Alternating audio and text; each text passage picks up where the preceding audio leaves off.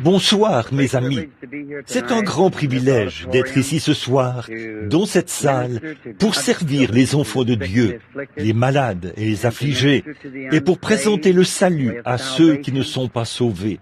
Nous sommes désolés que ce soit notre dernière soirée de cette campagne spéciale, de cette série de réunions, mais nous tenons vraiment à remercier chacun de vous, sans exception, pour votre merveilleuse collaboration, pour tout ce que vous avez fait pour nous. Vous nous avez exprimé votre foi et tout ce que vous avez fait. Nous en sommes reconnaissants du fond du cœur. Seule l'éternité vous fera voir à quel point nous en sommes reconnaissants. Et nous voulons exprimer notre reconnaissance à notre frère Cowbell pour nous avoir parrainés ici en ville et pour la belle collaboration que nous avons eue avec lui et son Église et ses fidèles. Et nous remercions chacun de vous qui êtes venus de divers endroits, de l'Indiana et des environs et des États voisins. On n'en avait même pas fait l'annonce. Je suppose que vous l'avez appris par la poste ou d'une manière ou d'une autre, que ça se passait ici. En effet, nous savions que nous n'aurions pas beaucoup de place dans cette église. Et nous nous sommes dit que, s'il n'y avait vraiment pas assez de place, nous pourrions alors peut-être passer un soir ou deux à la salle. Nous sommes donc reconnaissants à ceux qui nous ont permis d'avoir cette salle ce soir. Nous apprécions le fait qu'ils aient ouvert cet endroit pour les services de ce dimanche soir. Pour la gloire de notre Seigneur Jésus-Christ, nous le remercions. Aussi, juste au moment où j'entrais tout à l'heure, mon frère et Billy et quelques personnes qui se tenaient là, dehors, m'ont dit qu'ils ont recueilli assez de fonds suffisamment pour payer toutes les dettes. Ils ont payé le loyer de l'église, le journal, les concierges de l'église, la musique, toutes les annonces dans les journaux, la diffusion à la radio. Tout a été payé jusqu'à ce soir. Je pense qu'ils en ont reçu suffisamment, donc l'offrande d'amour de ce soir me reviendra. À ce sujet, comme vous le savez, j'ai toujours essayé de garder une bonne réputation par rapport à l'argent. Nous ne faisons pas cela. Et s'il n'y en a pas assez pour subvenir à tous ces besoins, alors je le prélève de mon offrande d'amour. Pour ce qui est de l'offrande d'amour, je n'accepterais même pas ça si je n'étais pas un homme pauvre qui doit vivre comme nous tous devons le faire. Si je pouvais tenir ces réunions d'un bout à l'autre du pays, tout en travaillant, je ne mentionnerais jamais une offrande d'amour pour moi-même. Tout ce que nous demandons, c'est que les dépenses soient payées. Et ce n'est pas qu'à Louisville, c'est ce que nous faisons partout dans le monde. Et aussi longtemps que je vivrai et que Dieu me viendra en aide, ça restera comme ça. Ce n'est pas l'argent. Je ne cherche pas l'argent.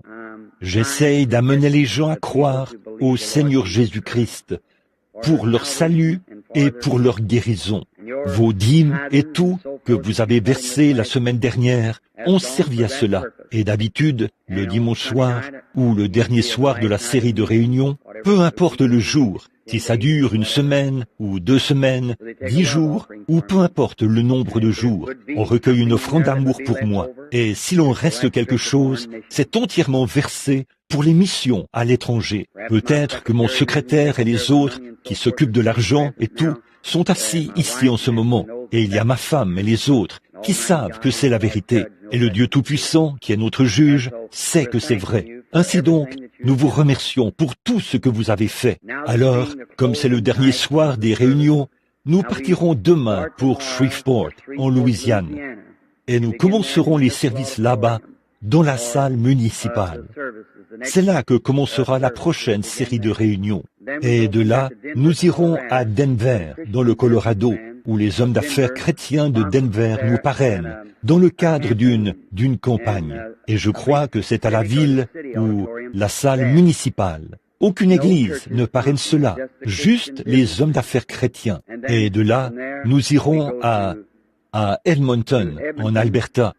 Et de là, nous irons à Grande Prairie, en Colombie-Britannique, à Dawson Creek, et jusqu'au pays des Esquimaux. Et de là, nous redescendrons nous recommencerons ici, dans différents États, vers le mois de juin. Ce sera à Des Moines, dans l'Iowa. Puis nous irons au lieu de campement méthodiste, à Cedar Lake, à la convention là-bas. Et ensuite, dans le Pacifique Nord-Ouest. Et de là, Nous irons à Durban, en Afrique du Sud. Cette fois-ci, ce n'est pas mon choix, ma programmation, c'est un « ainsi dit le Seigneur ». Et nous irons en Afrique, en Inde, en Palestine, au Luxembourg, à Francfort, en Allemagne, à Londres, puis à Paris, et nous reviendrons à la maison.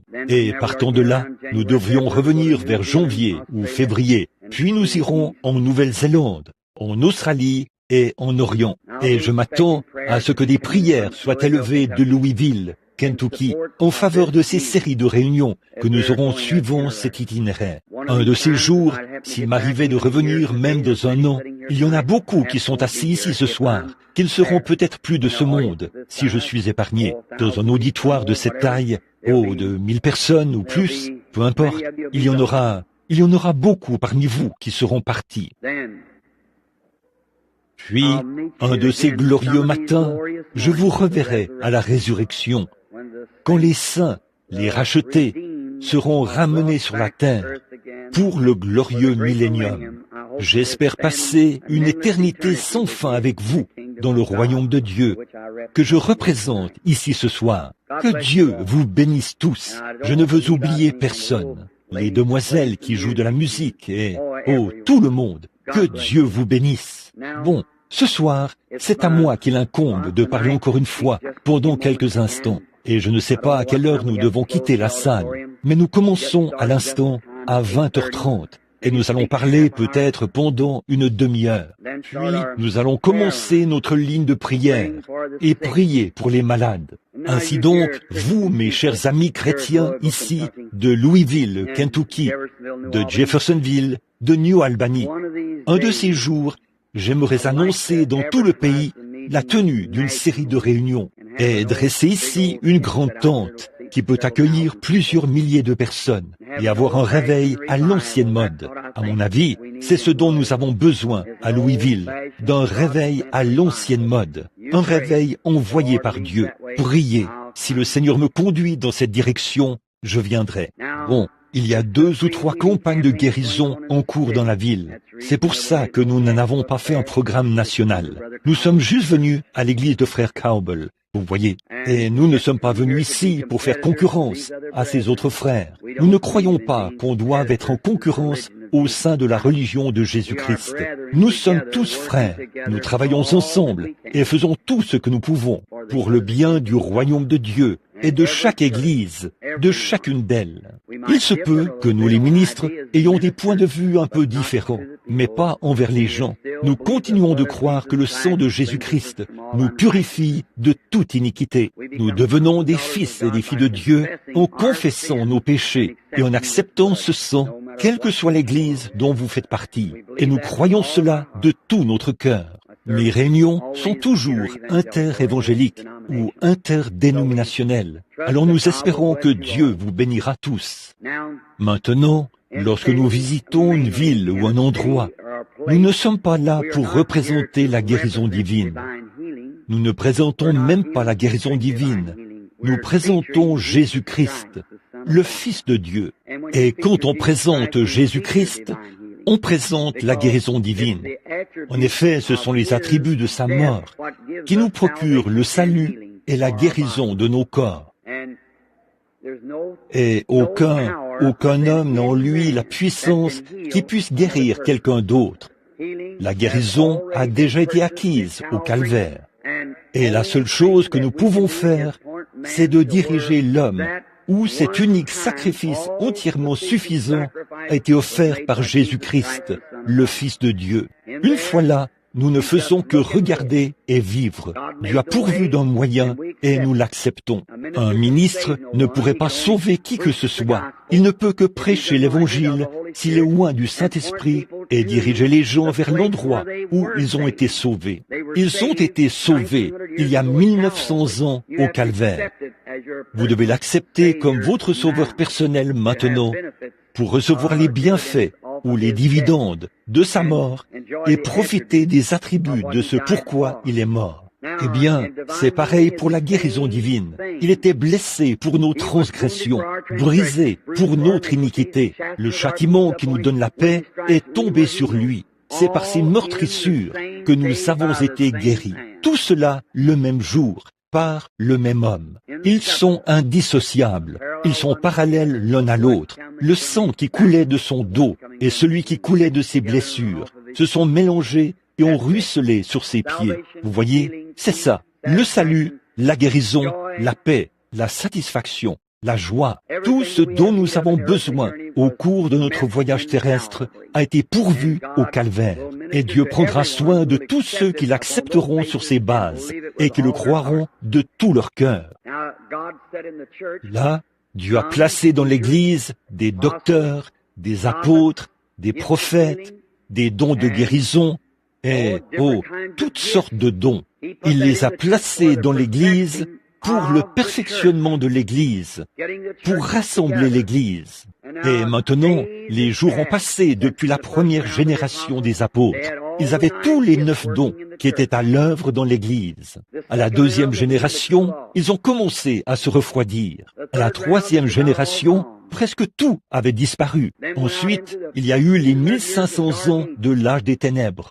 Puis, il y a eu la réforme. Après la réforme, il y a eu la sanctification. Après la justification, il y a eu John Wesley qui prêchait la sanctification. C'est là qu'il y a eu Calvin, Knox et tous ceux qui sont apparus jusqu'à la Pentecôte, des Nazaréens, cet âge-là. Et maintenant, nous avançons tout droit vers un autre grand âge qui vient pour l'enlèvement de l'Église. Et là, nous vivons au jour de la restauration des dons. Cela a chopé beaucoup de leurs grandes et belles églises. Cela a fait reculer les Nazaréens. Cela fait de beaucoup de pentecôtistes des fanatiques. Mais Dieu continue quand même à avancer, à porter la foi de l'enlèvement à son Église. C'est vrai. Donc, ce soir, je représente cette foi-là, la foi qui était transmise aux saints une fois pour toutes, sous la forme d'un don divin. Et, à mon avis, les dons et les appels, non pas à mon avis, mais la Bible dit que les dons et les appels sont sans repentir. Il n'y a rien que vous puissiez faire à ce sujet. Vous ne pouvez pas faire en sorte que vous ayez des yeux bleus alors que vous avez des yeux bruns. Vous êtes simplement ce que vous êtes par la grâce de Dieu. Vous ne pouvez même pas venir si Dieu ne vous appelle pas premièrement. Vous ne pouvez pas chercher Dieu si Dieu ne vous cherche pas premièrement. Et s'il ne vous appelle pas, nul ne peut venir à moi si mon Père ne l'attire. Donc, Dieu cherche. Dieu a placé dans l'Église. Et puis, depuis ma tendre enfance, je suis né ici, dans l'État du Kentucky. Des visions me viennent naturellement, comme manger ou quoi que ce soit d'autre. Ça vient simplement selon que Dieu le veut. Il les donne. Je fais simplement ce qu'il me dit de faire. J'ai certainement de nombreux critiques. Il y a beaucoup de gens qui ne croient pas à cela. Peu importe ce qui arriverait, ils n'y croiraient pas de toute façon. Je m'attends à voir ça. Et si je n'avais pas ça, je m'avancerais à un hôtel quelque part et je dirais, « Seigneur bien-aimé, qu'est-ce qui ne va pas chez moi ?» Car tous ceux qui vivent pieusement en Jésus-Christ seront persécutés. C'est vrai, nous devons subir cela. C'est vrai. Donc, Jésus l'a subi et il a dit, si lui qui pouvait se tenir devant son auditoire et savoir ce qui n'allait pas chez les gens et savoir s'ils étaient guéris ou pas, et quelqu'un l'a touché avec foi. Quand il s'est retourné, il a dit, qui m'a touché? Il a dit, ta foi t'a sauvé. Maintenant, ta perte de sang s'est arrêtée. Ta foi t'a guéri. Une fois, une femme est venue à lui, où il se tenait là où elle se trouvait, près d'un point d'eau, ou d'une source, d'un puits, du puits de Jacob. Une femme est venue, et il a échangé avec elle pendant quelques instants, jusqu'à ce qu'il trouve son problème.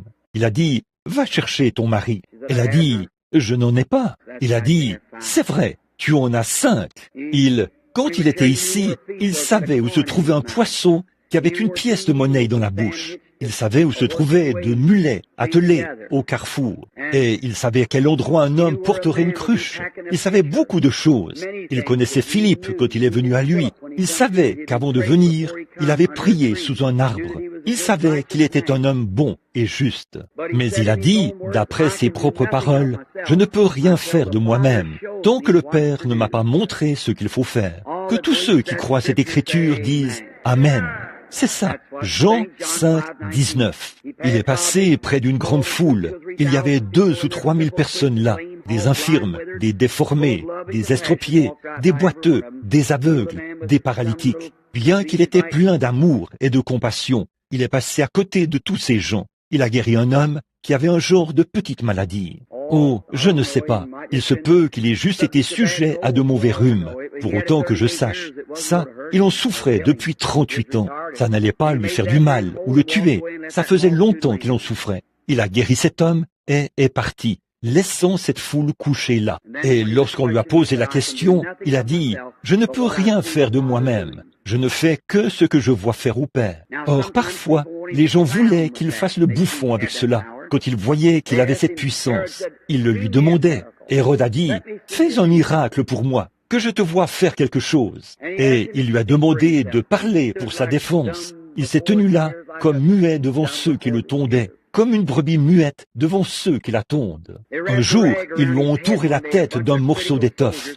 Un groupe de soldats qui critiquaient, et ils l'ont frappé sur la tête, et ont dit, « Eh bien, si tu es prophète, si tu sais toutes ces choses, et ainsi de suite, dis-nous qui t'a frappé. Fais un miracle pour nous. » Quand Satan l'a rencontré la première fois, Satan a dit, « Maintenant, si tu fais un miracle pour moi, je croirai que tu es le Fils de Dieu. Change ces pierres en pain, que je te vois le faire. » Jésus lui a simplement cité l'Écriture. En fait, chaque fois, Satan voulait le voir faire un miracle. Les gens qui sont possédés par Satan veulent le voir. Fais quelque chose pour moi, que je te vois guérir celui-ci. Laisse-moi te faire une égratignure sur la main. Si tu la guéris, je te croirai. Voilà, c'est ça. Le même mauvais esprit qui a dit, « Descends de la croix maintenant, et nous te croirons. Tes mains sont clouées là-haut. Tu appelles Élie, qu'on le voit te délivrer maintenant. Si tu as trouvé tant de grâce devant lui, devant Dieu, qu'on le voit te délivrer. Descends de la croix, et nous te croirons. Fais un miracle devant nous. » Les miracles ont toujours déconcerté l'incroyant. Mais n'empêche que notre Père Céleste est tout de même un Dieu qui opère des miracles. C'est tout. Partout où il a toujours été, quel qu'ait été son ministère, partout où il a envoyé ses ministres, il y a eu des signes, des prodiges et des miracles. Maintenant, que le Seigneur vous bénisse, alors que je lis un passage de l'Écriture ici pendant quelques instants. Puis, nous allons commencer le service et passer ensuite directement au service de guérison. Maintenant, regardez, Jésus, quand il était ici sur terre, il a dit, « Voici, vous ferez, vous aussi, les choses que je fais. Vous en ferez davantage, ou de plus grandes, car je m'en vais à mon Père. » Encore un peu de temps. Je cite Jésus. Encore un peu de temps, et le monde ne me verra plus. Mais vous, vous me verrez, car je serai avec vous, et même en vous, jusqu'à la fin du monde. Jésus-Christ, le même hier, aujourd'hui et éternellement. Combien de chrétiens ici présents ce soir croient de tout leur cœur que Jésus-Christ est ressuscité des morts et qu'il est vivant ce soir? Levez la main. Eh bien, s'il est le même hier, aujourd'hui, éternellement, ne produira-t-il pas ce soir dans son Église la même chose qu'il a faite dans son Église quand il était dans la chair ici sur terre? Voyez, c'est juste le Saint-Esprit, c'est l'Esprit de Jésus-Christ. Il est ici sous une forme spirituelle, tout aussi vivant qu'il l'a toujours été. Ici, il vit en nous, accomplissant les choses qu'il faisait quand il était ici sur terre, en guise de confirmation de sa présence parmi nous. Je serai avec vous, et même en vous, jusqu'à la fin du monde. Que le Seigneur vous bénisse. Prions. Père Céleste, ce soir, reçois la gloire, Père Céleste, des efforts que nous essayons de déployer pour ta gloire. À présent, voici la parole posée ici, sur la chair. Elle est ouverte. Mais qui peut la comprendre? Alors qu'elle est écrite par inspiration, il était promis qu'elle serait cachée aux yeux des sages et des intelligents et révélée aux enfants qui seraient disposés à apprendre.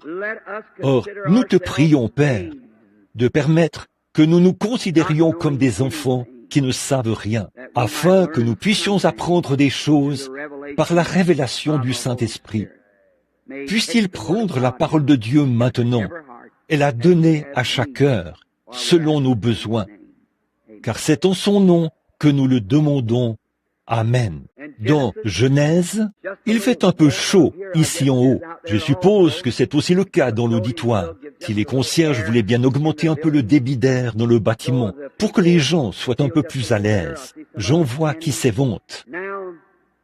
Maintenant, dans Genèse, chapitre 22, je veux attirer votre attention sur quelques mots ici dans l'Évangile, alors que nous terminons cette série de réunions.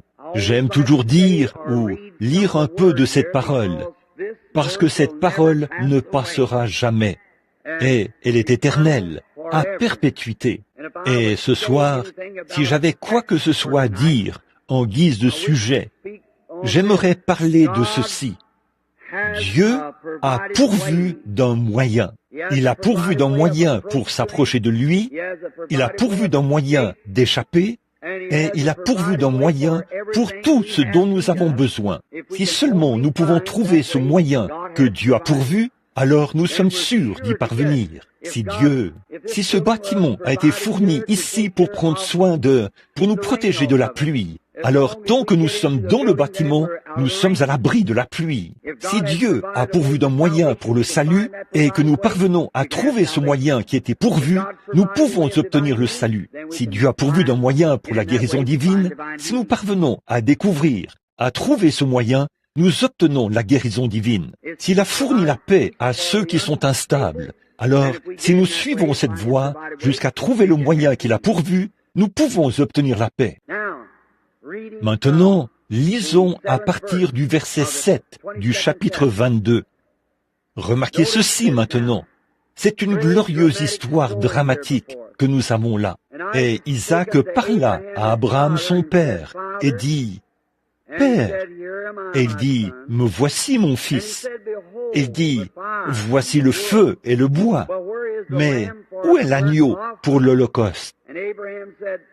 Et Abraham dit, « Mon fils, Dieu se pourvoira lui-même de l'agneau pour l'Holocauste. » Que le Seigneur ajoute ses bénédictions à la lecture de cette parole.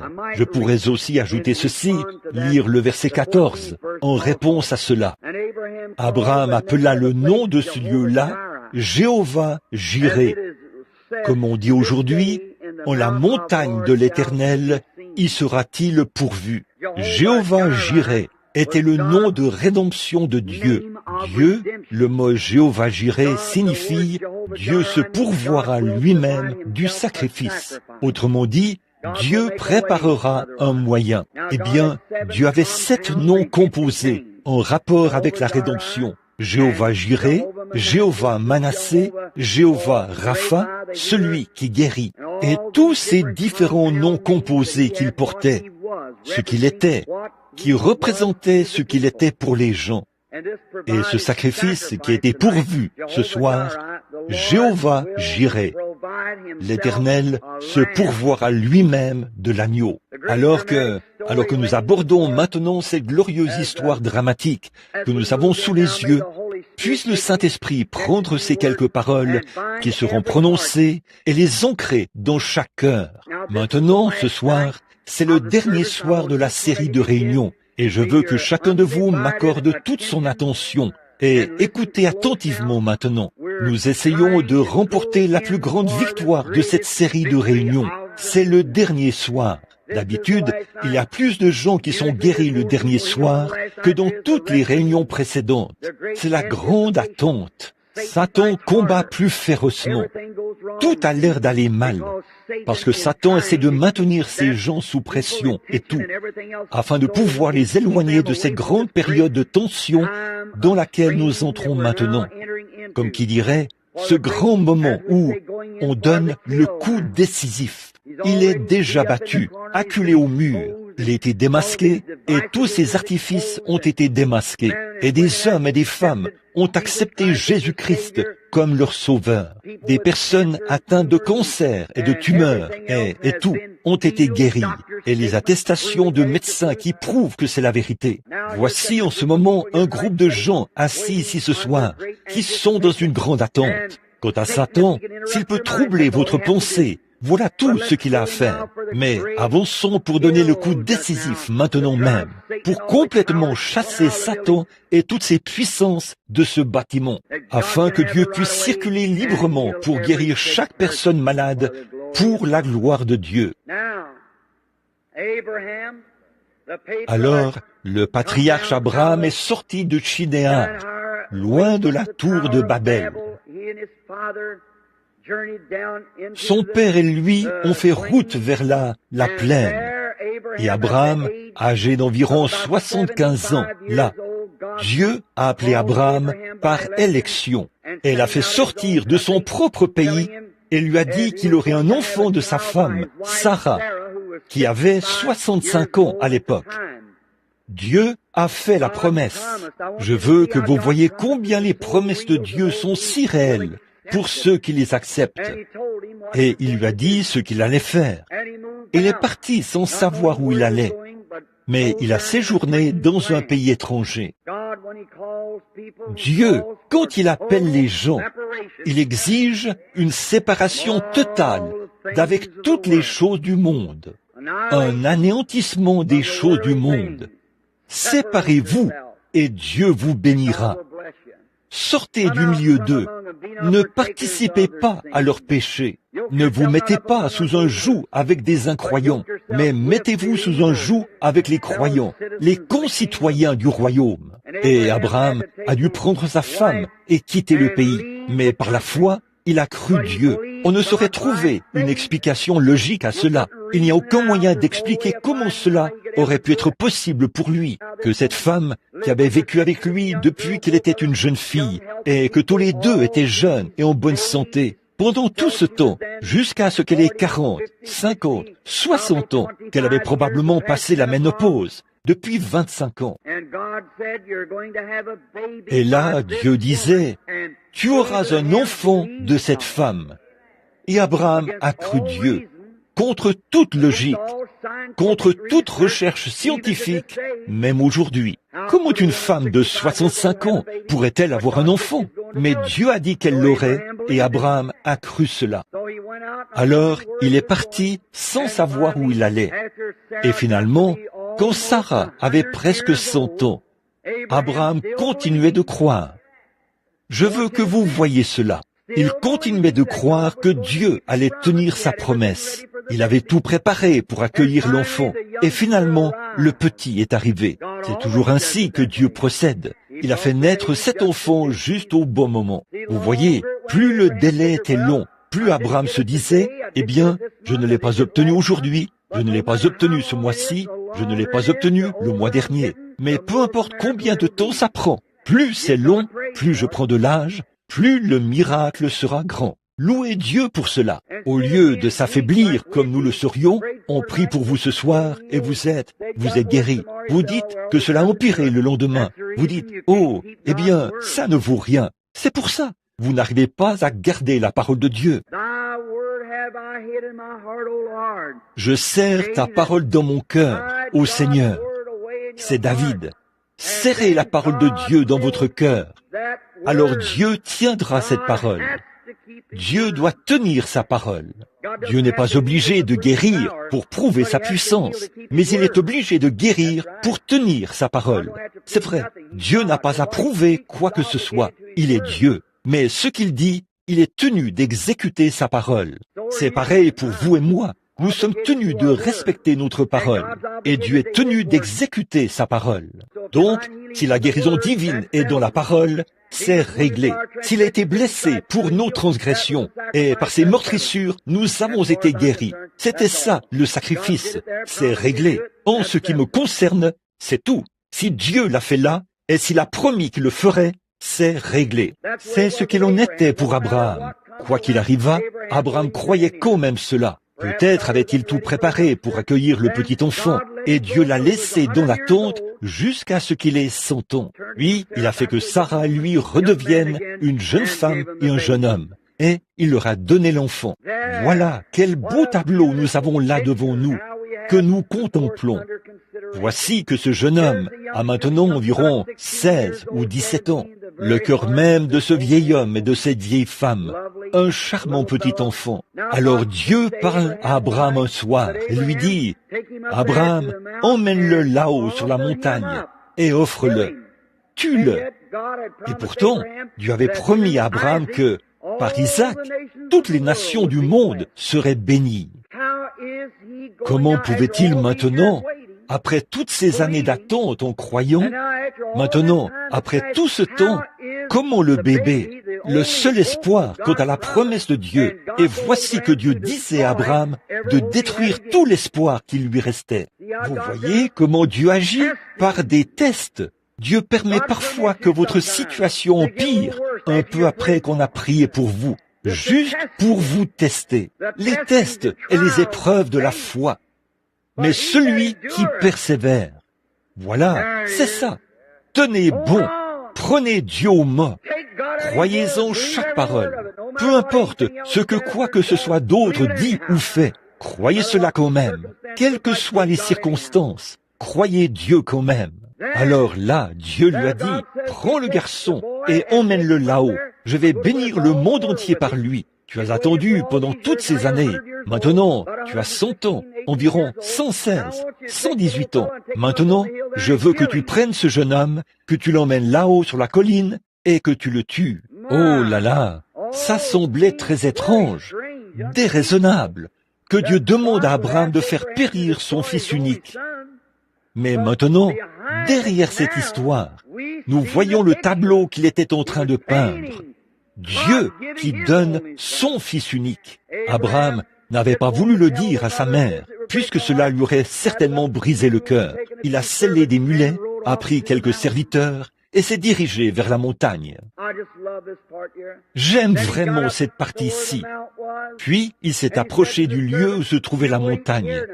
Et il a dit au serviteur, « Toi, attends ici. Le jeune homme et moi, nous irons là-bas pour adorer. Puis, le jeune homme et moi, nous reviendrons. » Comment allait-il revenir alors qu'il y allait pour le tuer? Mais Abraham savait une chose, c'est il l'avait reçu dans une préfiguration, comme quelqu'un d'entre les morts, et Dieu était capable de le ressusciter des morts. Dieu pourvoirait d'un moyen d'échapper, d'une manière ou d'une autre. Comment? Il ne le savait pas. Dieu lui avait dit de l'amener là-bas pour le tuer, et c'était la seule chose qu'il avait à faire. Toi, attends ici. Le jeune homme et moi irons là-bas pour adorer. Puis, le jeune homme et moi reviendrons. Remarquez, le petit Isaac a porté le bois et a gravi la colline. Le père le conduisait. Isaac le suivait avec le bois sur le dos. Regardez ça, une magnifique image de près de 800 ans plus tard. Dieu qui conduirait au calvaire son propre fils, qui porterait le bois sur son dos afin de l'offrir en sacrifice. Une image de Dieu qui pourvoirait d'un moyen d'échapper. Eh bien, lorsqu'Abraham est arrivé au sommet de la montagne, il a roulé les pierres et les a rassemblées. Il a bâti un autel, y a disposé le bois. Le petit garçon a dit, « Père ?» Il a répondu, « Me voici, fiston. » Il a dit, « Voici l'autel, voici le bois. Mais où est l'agneau pour le sacrifice ?» Et Abraham, d'une voix tremblante, a dit, « Dieu pourvoira de l'agneau pour le sacrifice. » Regardez ce moment sombre. Pourtant, la foi pure ne lui permettait pas de douter de Dieu. Remarquez, oh, il m'arrive parfois de regarder cette histoire et de pleurer de joie. Abraham a lié les mains de son propre fils et l'a mis sur l'autel. Il a retiré le couteau de sa ceinture et il était prêt à ôter la vie à son fils parce que Dieu lui avait dit de le faire. Et à ce moment-là, une voix venant du ciel s'est écriée. Elle a dit, « Abraham, n'avance pas ta main. » Et là, le Saint-Esprit lui a saisi la main et a dit, « Je vois que tu n'as pas refusé ton propre fils. Je sais que tu m'aimes. » Et à peu près à ce moment-là, quelque chose s'est mis à bêler dans le désert. Pris là-bas, un petit bélier se trouvait là. Dieu a pourvu du sacrifice. Regardez bien, un bélier. Il fallait que ce soit un mouton, un mâle, un bélier, un type de Christ qui prendrait la place de la mort. Voilà le sacrifice pourvu par Dieu. Et Abraham a offert ce sacrifice à la place d'Isaac. Quelle magnifique image, là! Remarquez, Dieu a toujours pourvu d'un moyen. Il pourvoira d'un moyen ce soir, pour chacun de vous. Et Israël, quand ils étaient en Égypte, ils étaient en esclavage, et ils avaient des ennuis, et ils se sont mis à crier à Dieu pour réclamer la délivrance. Remarquez, Dieu ne pourvoit que lorsque nous sommes dans la parole de Dieu. Israël avait la parole de Dieu qui leur disait qu'ils partiraient de là un jour. Alors, ils se sont mis à crier à Dieu, selon la volonté de Dieu, pour que Dieu pourvoie à ce qu'il avait promis de faire. Voilà, c'est cela. Lorsque vous priez pour demander quelque chose qui est en dehors de la volonté de Dieu, vous ne pouvez pas avoir la foi pour cela. Mais si Dieu promet quelque chose, je crois qu'il tiendra sa parole. Donc, il le savait. C'est pour cela qu'Abraham savait que Dieu le délivrerait d'une manière ou d'une autre, parce qu'il avait promis que par Isaac, toutes les nations du monde seraient bénies. Là-bas, en Égypte, les enfants d'Israël savaient que Dieu leur avait promis la délivrance. Alors, ils se sont mis à prier pour obtenir l'effet de la promesse. Vous dites, frère Branham, quant à la guérison divine, si je savais que Dieu a promis cela, très bien, prenons ceci un instant. Jacques 5, 14. S'il n'y a pas de campagne de guérison quelque part dans la ville, il a dit, si quelqu'un parmi vous est malade, qu'il appelle les anciens de l'Église, qu'on loigne d'huile, et qu'on prie pour lui. La prière de la foi sauvera le malade. C'est la parole de Dieu, le moyen pourvu par Dieu. C'est vrai. Remarquez, quand Israël s'est mis à crier, Dieu s'est mis à écouter, et il a pourvu d'un moyen d'échapper. Il leur a envoyé Moïse. Comme c'était étrange, après avoir réclamé la délivrance à grands cris, quand la délivrance leur a été apportée, ils ne l'ont pas reconnue. Ils l'ont refusé. Et ils ont dû souffrir encore 40 ans. N'est-ce pas là un exemple typique d'aujourd'hui? Dieu vous apporte quelque chose et vous en avez peur. Dieu vous a envoyé le Saint-Esprit. À vous qui n'aimiez pas ces églises formalistes, les religions ritualistes, Dieu vous a envoyé le Saint-Esprit. Un grand nombre de ces gens en ont peur. Un soir, les disciples étaient sur le point de faire naufrage dans un petit bateau qui ballottait sur la mer, et ils ont appelé à l'aide. Quand ils ont vu venir le seul homme qui pouvait calmer les vagues, ils ont eu peur de lui et ont cru qu'il était un fantôme. Le seul espoir qu'ils avaient, ils en ont eu peur. Il y a des hommes et des femmes assis ici ce soir qui ont le cancer, qui souffrent du cœur, de maladies dangereuses, sans doute. Et le seul espoir que vous avez, après que votre médecin fait tout son possible, vous avez simplement peur de tendre la main pour lui faire confiance. N'ayez pas peur. Acceptez sa parole. Tenez-vous là. C'est le moyen que Dieu a pourvu pour vous. C'est dans ce but que Dieu vous a envoyé ici ce soir. Il ne vous a pas envoyé ici ce soir pour que je prie pour vous. Il vous a envoyé ici ce soir pour que vous acceptiez le moyen qu'il a pourvu. Jésus-Christ, le sacrifice expiatoire pour le péché et la maladie. J'espère que vous saisissez. Remarquez, ils ont réclamé la délivrance à grands cris. Dieu leur a envoyé la délivrance. Ils ont dû attendre encore 40 ans avant de la recevoir. Dans le désert, Dieu avait promis qu'il pourvoirait à tout ce dont ils avaient besoin. Ils n'avaient plus de pain.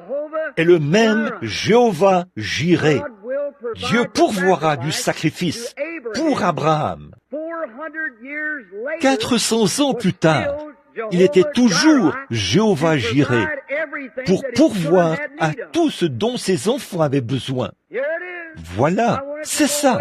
Je veux que ça descende très profondément, sous la 5e côte du côté gauche. Écoutez, il est toujours Jéhovah Jireh, le sacrifice pourvu par l'Éternel. Acceptez-le. N'essayez pas de raisonner la chose. N'essayez pas de raisonner. Vous ne pouvez pas raisonner. Les moyens de Dieu, on ne peut pas les comprendre. On ne raisonne pas au sujet de Dieu. On ne le connaît pas par la connaissance. On ne le connaît pas par l'instruction. On le connaît par une seule chose, la foi. On ne peut pas raisonner. Il est déraisonnable de croire qu'on puisse raisonner la chose. On ne le peut pas. On doit simplement l'accepter. Remarquez, encore, en ce moment vraiment particulier, il manquait de pain. Qu'allaient-ils faire? Si Dieu leur avait dit qu'ils allaient au pays promis, c'était à Dieu de prendre soin d'eux jusqu'à ce qu'ils y arrivent. Et ce même Jéhovah Jireh était là avec eux. Et puis, quand ils ont manqué de pain, Jéhovah Jireh a pourvu d'un moyen pour qu'ils aient du pain pendant tout leur voyage dans le désert. La manne tombait du ciel. Ils ont manqué d'eau. À quoi bon s'inquiéter? Jéhovah Jireh, le sacrifice pourvu par l'Éternel, était là avec eux. Et il a frappé le rocher. À partir de ce moment-là, ils lui ont parlé, et l'eau a coulé en abondance. Ils ont abreuvé tout leur bétail, des milliers de litres d'eau coulaient par seconde, jaillissant d'un rocher dans un désert aride. C'est irrationnel, n'est-ce pas? Mais Dieu a pourvu. Ne raisonnez pas sur la façon dont il s'y prend. Il le fait simplement parce qu'il a dit qu'il le ferait. Comment un patient qui est étendu là, se mourant du cancer, et à qui les meilleurs médecins ont dit qu'il n'y a aucun espoir, comment pourrait-il guérir? C'est irrationnel. Mais il est Jéhovah Jireh, le sacrifice pourvu par l'Éternel. Comme c'est beau. Un jour, la maladie a frappé dans le camp. Il n'avait probablement pas de médecin ni de traitement. Qu'est-ce que Moïse était là, avec tout ce groupe de gens. Ils étaient environ 2 millions, vieux et jeunes, des malades et tout. Quand ils sont sortis du désert, il n'y avait pas un seul infirme parmi eux. Mais là, remarquez, quand ils ont péché pendant qu'ils étaient dans le désert, et que les serpents se sont mis à les mordre, ils ne pouvaient rien faire. Et Dieu, lorsque Moïse lui a parlé, il a pourvu d'une expiation.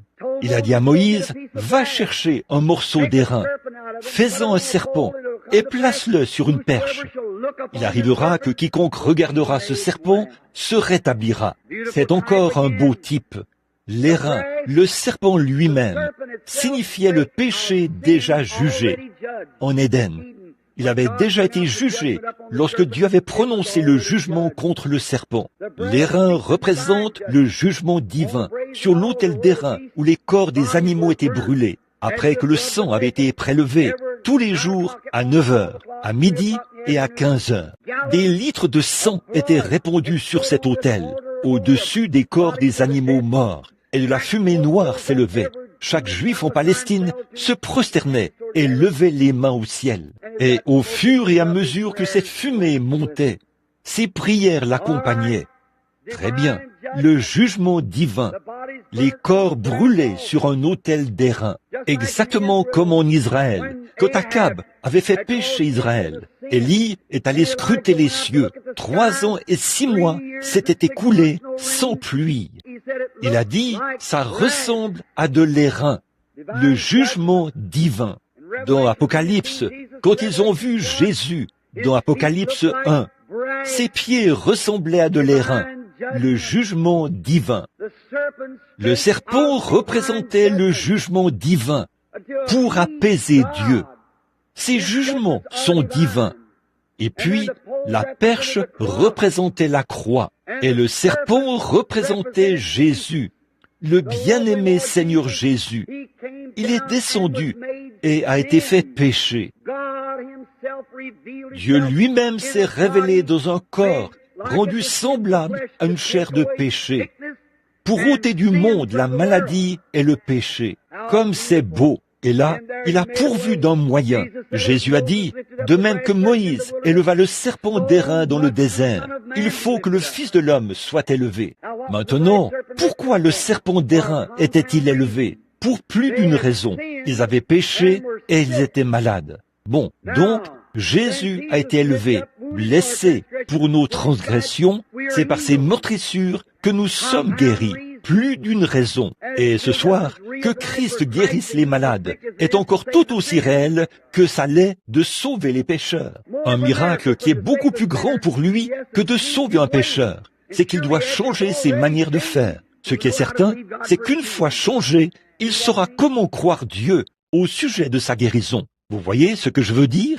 Rapidement, un autre beau type qui me vient à l'esprit, c'est dans le livre de Ruth. Beaucoup d'entre vous survolent ce livre sans réfléchir.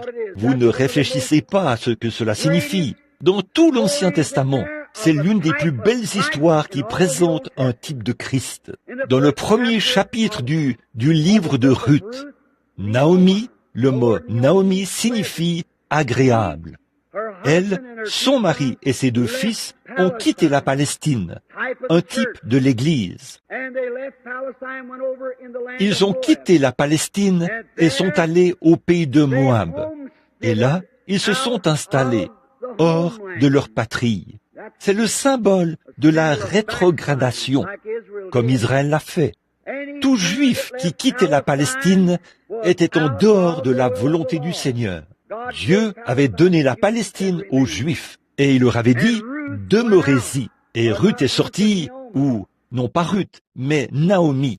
Puis ses 2 fils se sont mariés et tous les hommes sont morts, son mari et ses 2 fils. Elle a entrepris de retourner chez elle. Ses belles-filles ont fait un bout du chemin avec elle. L'une d'elles a levé les yeux et a considéré sa patrie. Elle est repartie. Mais Ruth, la Moabite, elle a refusé de retourner. Elle aimait sa belle-mère. Elle a dit, « Retournez vers votre peuple, je suis vieille, et même si j'avais d'autres enfants, eh bien, vous connaissez les lois, comment les choses se faisaient à cette époque-là, vous qui étudiez la Bible. » Elle a dit, « Si j'avais un enfant, vous seriez trop vieille pour lui quand il aurait grandi. Donc, retournez et vous pourrez vous remarier. » Oh, j'aime ça. Naomi, là, le type de l'Église juive. Ruth, le type de l'Église des nations. Remarquez, voici qu'elle revient maintenant. Voyez, Ruth, qui était une femme des nations, une adoratrice païenne, a regardé en arrière et a dit, « J'irai avec toi. Où tu vivras, je vivrai. Où tu mourras, je mourrai. Où tu seras enterré, je serai enterré. Ton Dieu sera mon Dieu. » Ça, c'est l'Église des nations qui accepte le salut par Jésus-Christ, notre Seigneur. Remarquez, quelle belle image. Là, j'aurais aimé qu'on ait du temps. Le chapitre 2 du livre de Ruth révèle le moment de son retour. Quand elle est revenue, c'était tout juste au moment de la moisson, de la saison des orges. Et quand elle a vu, quand ses yeux ont vu sa patrie, elle a pleuré. Je désire ardemment entrer en Palestine. Vous voyez, ces personnes pleuraient en voyant leur patrie. Ces Juifs affluent en Palestine par milliers. C'est le calendrier du jour, frère. Je vous le dis, nous vivons au bout du chemin. Je ne serais pas du tout surpris que beaucoup de ceux qui sont assis ici et qui sont âgés voient ce temps où il ne restera pas pierre sur pierre à Louisville, dans le Kentucky. Ce sera peut-être dans un an. Je ne sais pas. Ne dites pas que j'ai dit dans un an. Je ne sais pas. Personne ne le sait. Mais nous sommes au bout du chemin. Ça, je le sais.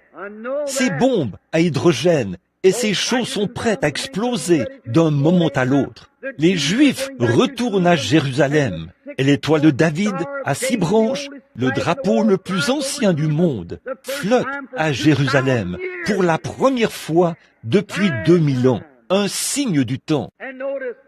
Et remarquez, c'est exactement comme Naomi, qui avait perdu tout ce qu'elle avait et qui était revenue tout juste à la saison des orges. Et aujourd'hui, la Palestine est en train de fleurir comme une rose.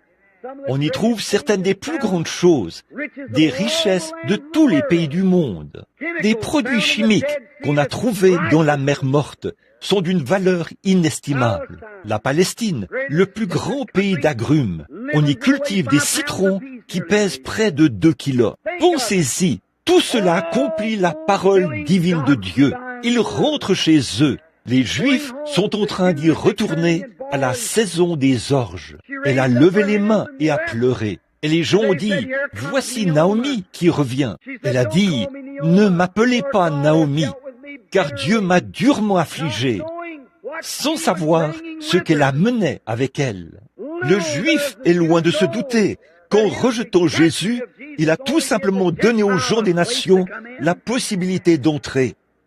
Oh, j'aime vraiment ça. Remarquez, donc, quand elle a levé les yeux, elle a pleuré. Et remarquez, alors il fallait qu'elle, tout son héritage lui avait été ôté. Alors, il leur fallait subvenir à leurs besoins.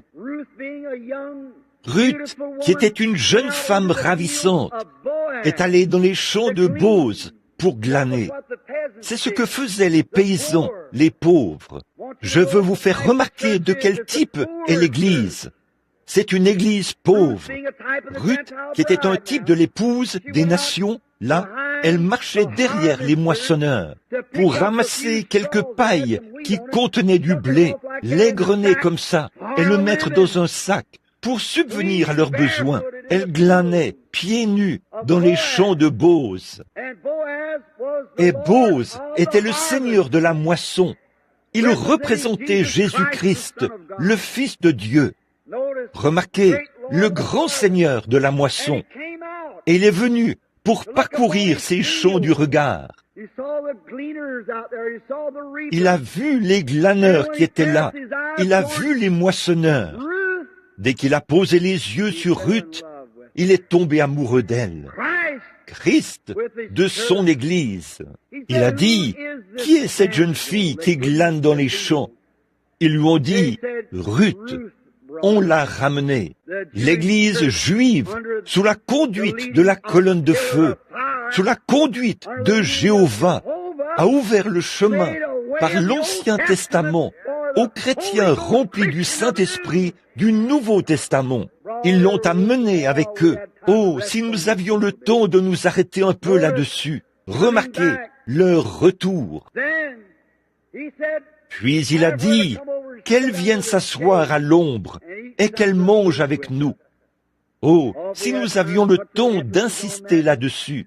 Remarquez, par la suite, Bose l'a observée et a vu qu'elle était une femme vertueuse. Ça, c'était certainement la sainteté. Alors, il a fait le tour pour donner des instructions à tous les moissonneurs. Il leur a dit, bon, quant à vous, lorsque cette jeune fille marchera derrière vous, sans qu'elle le sache, il a dit, mais là, lorsqu'elle sera derrière vous, de temps en temps, laissez tomber une poignée supplémentaire pour qu'elle puisse la ramasser. Oh là là, allez ça et là, tenir une petite réunion par ici, puis une réunion de prière dans un foyer, se faire ridiculiser, être tourné en dérision par les autres moissonneurs, ramasser une paille ça et là et l'égrener. Avoir une petite bénédiction ici et rouler sur une distance de 80 kilomètres pour en avoir une autre.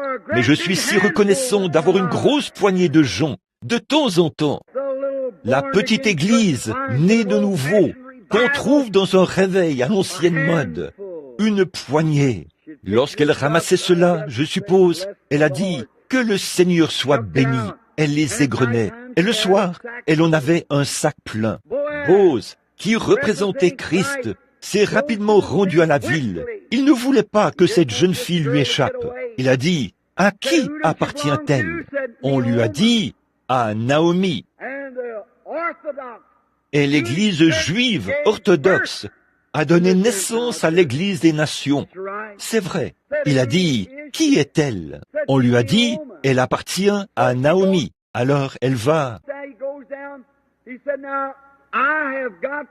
Puis il s'en va. Il dit, maintenant, il me faut racheter tout ce qu'elle possède. Or, selon la loi de la rédemption, dans l'Ancien Testament, il fallait que ce soit fait par un parent rédempteur. Selon l'exigence de la loi, ce n'est pas n'importe qui pouvait racheter des biens perdus. Mais il fallait que ce soit un parent. En plus, il fallait que ce soit quelqu'un qui avait les moyens de la racheter, qu'il soit suffisamment digne pour la racheter, qu'il en ait la capacité financière. Comme c'est beau! Oh là là! Christ, digne, doublement digne. Le roi du ciel, qui voit la petite église remplie du Saint-Esprit et qui laisse tomber une petite poignée de temps en temps. Remarquez, le seul moyen pour Dieu de racheter, c'était que Dieu descende et devienne notre parent. Dieu était esprit. Dieu est descendu et s'est fait chair. Dieu était en Christ, réconciliant le monde avec lui-même. Puis, pour racheter l'homme, il lui fallait devenir homme, un parent. Pouvez-vous imaginer la divinité qui descend, faite chair? L'amour. Que ferait un jeune homme pour sa jeune épouse qu'il veut prendre pour chérie? Il est aveugle, il est prêt à tout. Oui, monsieur, il la veut. Rien ne peut l'arrêter. Il est déterminé à la voir. C'est ce que Dieu a fait quand il a vu l'Église. Il l'a aimée. Rien ne pouvait l'arrêter. Il était prêt à donner sa vie et Dieu est descendu dans un corps de chair. Digne, le roi du ciel s'est fait parent. Alors, Dieu, après qu'il est venu dans la chair, en Jésus-Christ, il est devenu un parent rédempteur. Observez Bose. Là, avant qu'il puisse la voir, il a dû demander s'il y avait quelqu'un, un proche parent, qui pouvait prendre cela, l'apprendre. Ainsi, personne ne pouvait le faire. Alors, il a dû rendre un témoignage public devant Israël pour faire savoir qu'il avait racheté Naomi. Et il a racheté Naomi afin d'obtenir Ruth. Oh là là! Il est venu chez les siens et les siens ne l'ont pas reçu. Mais il fallait qu'il rachète Naomi afin d'obtenir Ruth. Voyez, oh, quelle belle image! Dites-moi que la parole de Dieu n'est pas inspirée. Chaque parcelle de cela parle de la venue. Et entre-temps, Ruth attendait. Et Bose, le roi de la moisson, ou le seigneur de la moisson, est allé hors des portes, a appelé tous les anciens de la ville et a rendu un témoignage public hors de la porte. Il a dit, « Vous tous, observez bien ceci. » Il a ôté son soulier, il l'a enlevé devant eux, en guise de témoignage.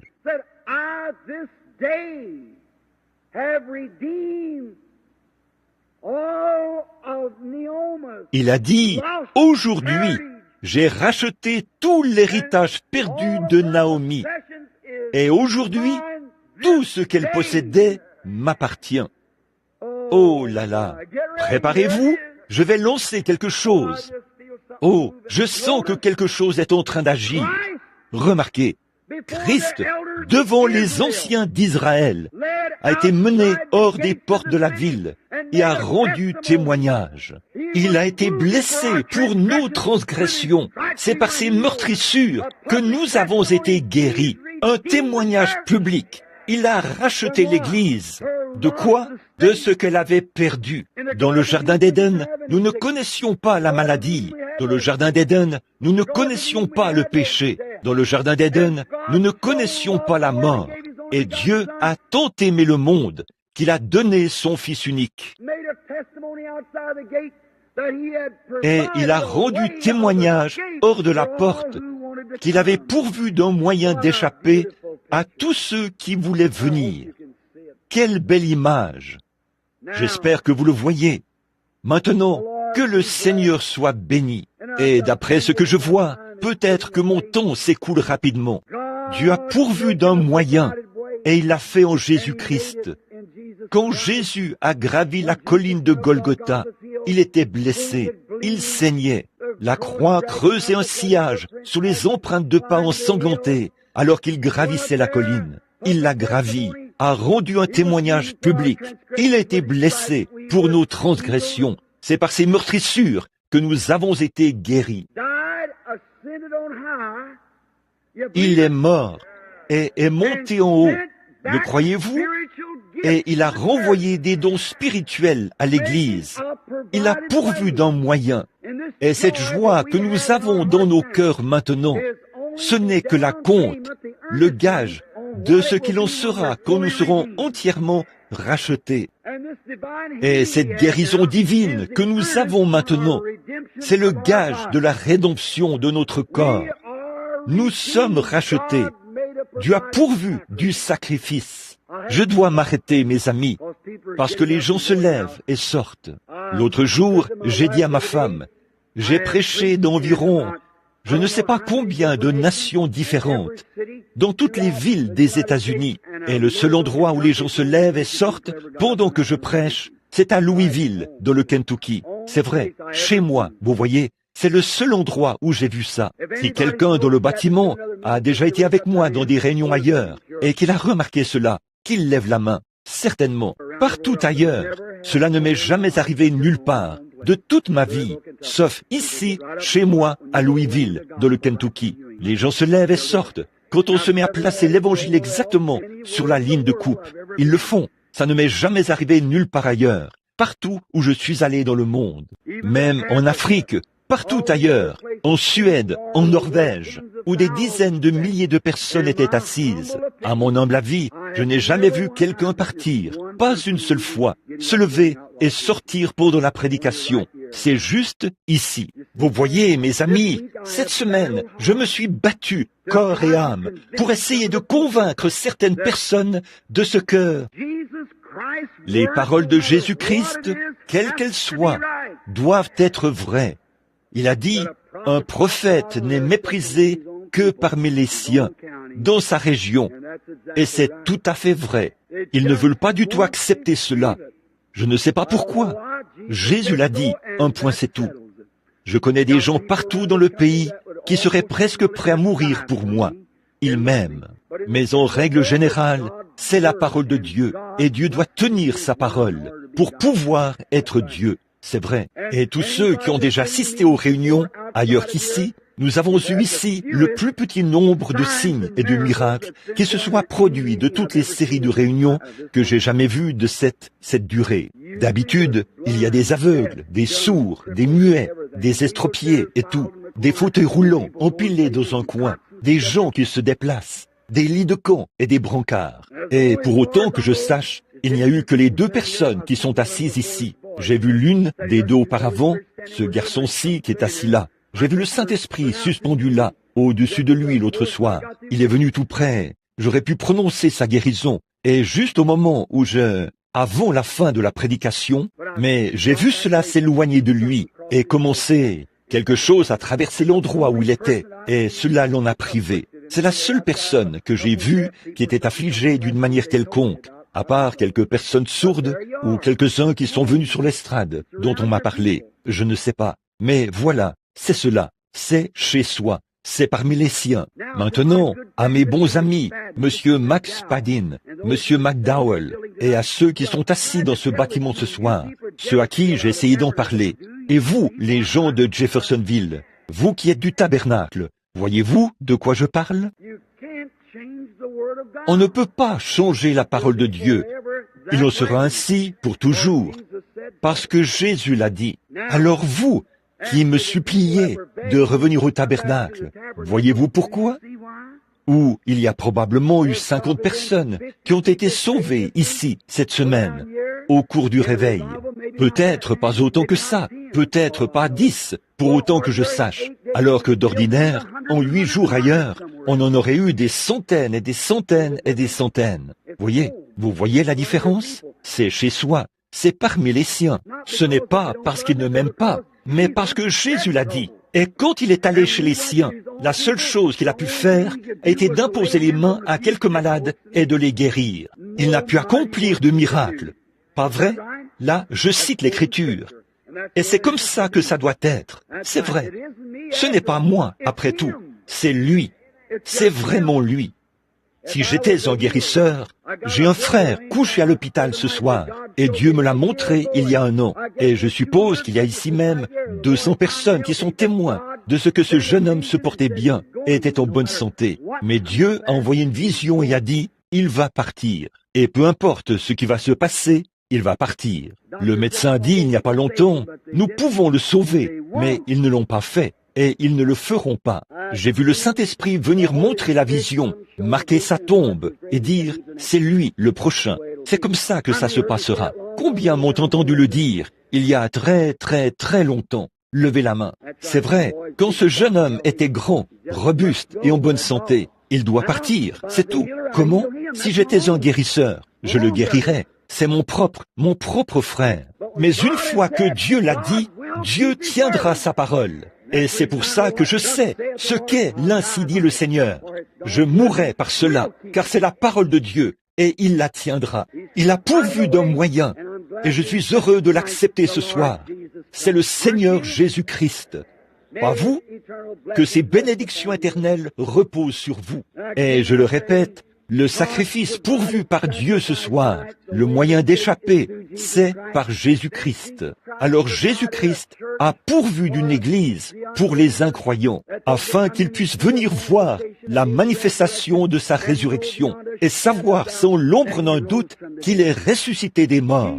Jésus est ressuscité des morts. Il a pourvu d'un moyen pour que celui qui veut puisse regarder et vivre. Mais si vous refusez de regarder, qu'est-ce qui vous reste si ce n'est la mort? Jésus a dit, si vous ne croyez pas que je suis celui-là, vous mourrez dans votre péché. C'est vrai. Mes amis, j'ai toujours essayé de garder l'équilibre sur le chemin. Si vous poussez très loin dans le formalisme, et que vous êtes formaliste et ritualiste au possible, les gens s'accrochent à ça. Puis, si vous ne faites pas attention, vous passerez à l'autre extrême, et vous serez fanatique au possible. Mais il y a un milieu de la route, où le véritable évangile, l'évangile saint et équilibré est prêché. Et Dieu descend là, et confirme la vérité. Étroite est la porte, resserrez le chemin, mais il y en aura peu qui les trouveront. Très bien. Quant à vous, le petit groupe de gens ici ce soir, qui êtes assis ici, puisse l'amour de Dieu vous couvrir ce soir. Et surtout les malades, ceux qui ont des besoins. Je prie qu'il n'y en ait pas un seul d'entre vous qui reparte chez lui sans être rétabli. Si je pouvais faire quoi que ce soit à ce sujet, je le ferais volontiers, mais je ne peux pas le faire. La seule chose que je puisse faire, c'est de vous le représenter au moyen d'un don divin. Maintenant, si je dis la vérité, que Dieu a pourvu du sacrifice, et ce sacrifice, Jéhovah Jireh, était Jésus-Christ. Et tous les 7 noms composés en rapport avec la rédemption se trouvaient en Jésus-Christ. Jéhovah Jireh, le sacrifice pourvu par l'Éternel. Jéhovah Rapha, l'Éternel qui guérit tes maladies. Et Jéhovah, la bannière. Et tous les autres, ces 7 noms composés, étaient tous en Jésus-Christ. Et c'est là que tous les types et toutes les ombres de l'Ancien Testament se retrouvent en Jésus-Christ. Il a payé le prix suprême. Il est monté en haut. Et ce soir, il a renvoyé le Saint-Esprit qui est le moyen pourvu par Dieu afin que vous échappiez. Nous ayons le temps d'aborder cela. Je peux voir les mages qui chargent rapidement leurs chameaux. « Où vas-tu, chérie ?» lui demande sa femme. « Je vais voir le jeune roi qui est né, tout là-bas, en Palestine. » « Eh bien, tu n'as même pas pris ta boussole. » Il a dit, « Je n'ai pas besoin de boussole. » Comment feras-tu pour traverser les déserts, les vallées et les collines sans boussole? Il lui a montré l'étoile et a dit, « Je vais suivre le moyen pourvu par Dieu. » L'étoile l'a conduit directement à Jésus. Et écoutez, avant que nous terminions, Dieu a pourvu d'un moyen ici ce soir. Ce n'est ni par l'Église, ni par la théologie, mais c'est par le Saint-Esprit qu'il vous conduira au moyen pourvu par Dieu pour votre sanctification, pour la guérison de votre corps, pour le baptême du Saint-Esprit, pour la joie, la paix et tout ce dont vous avez besoin.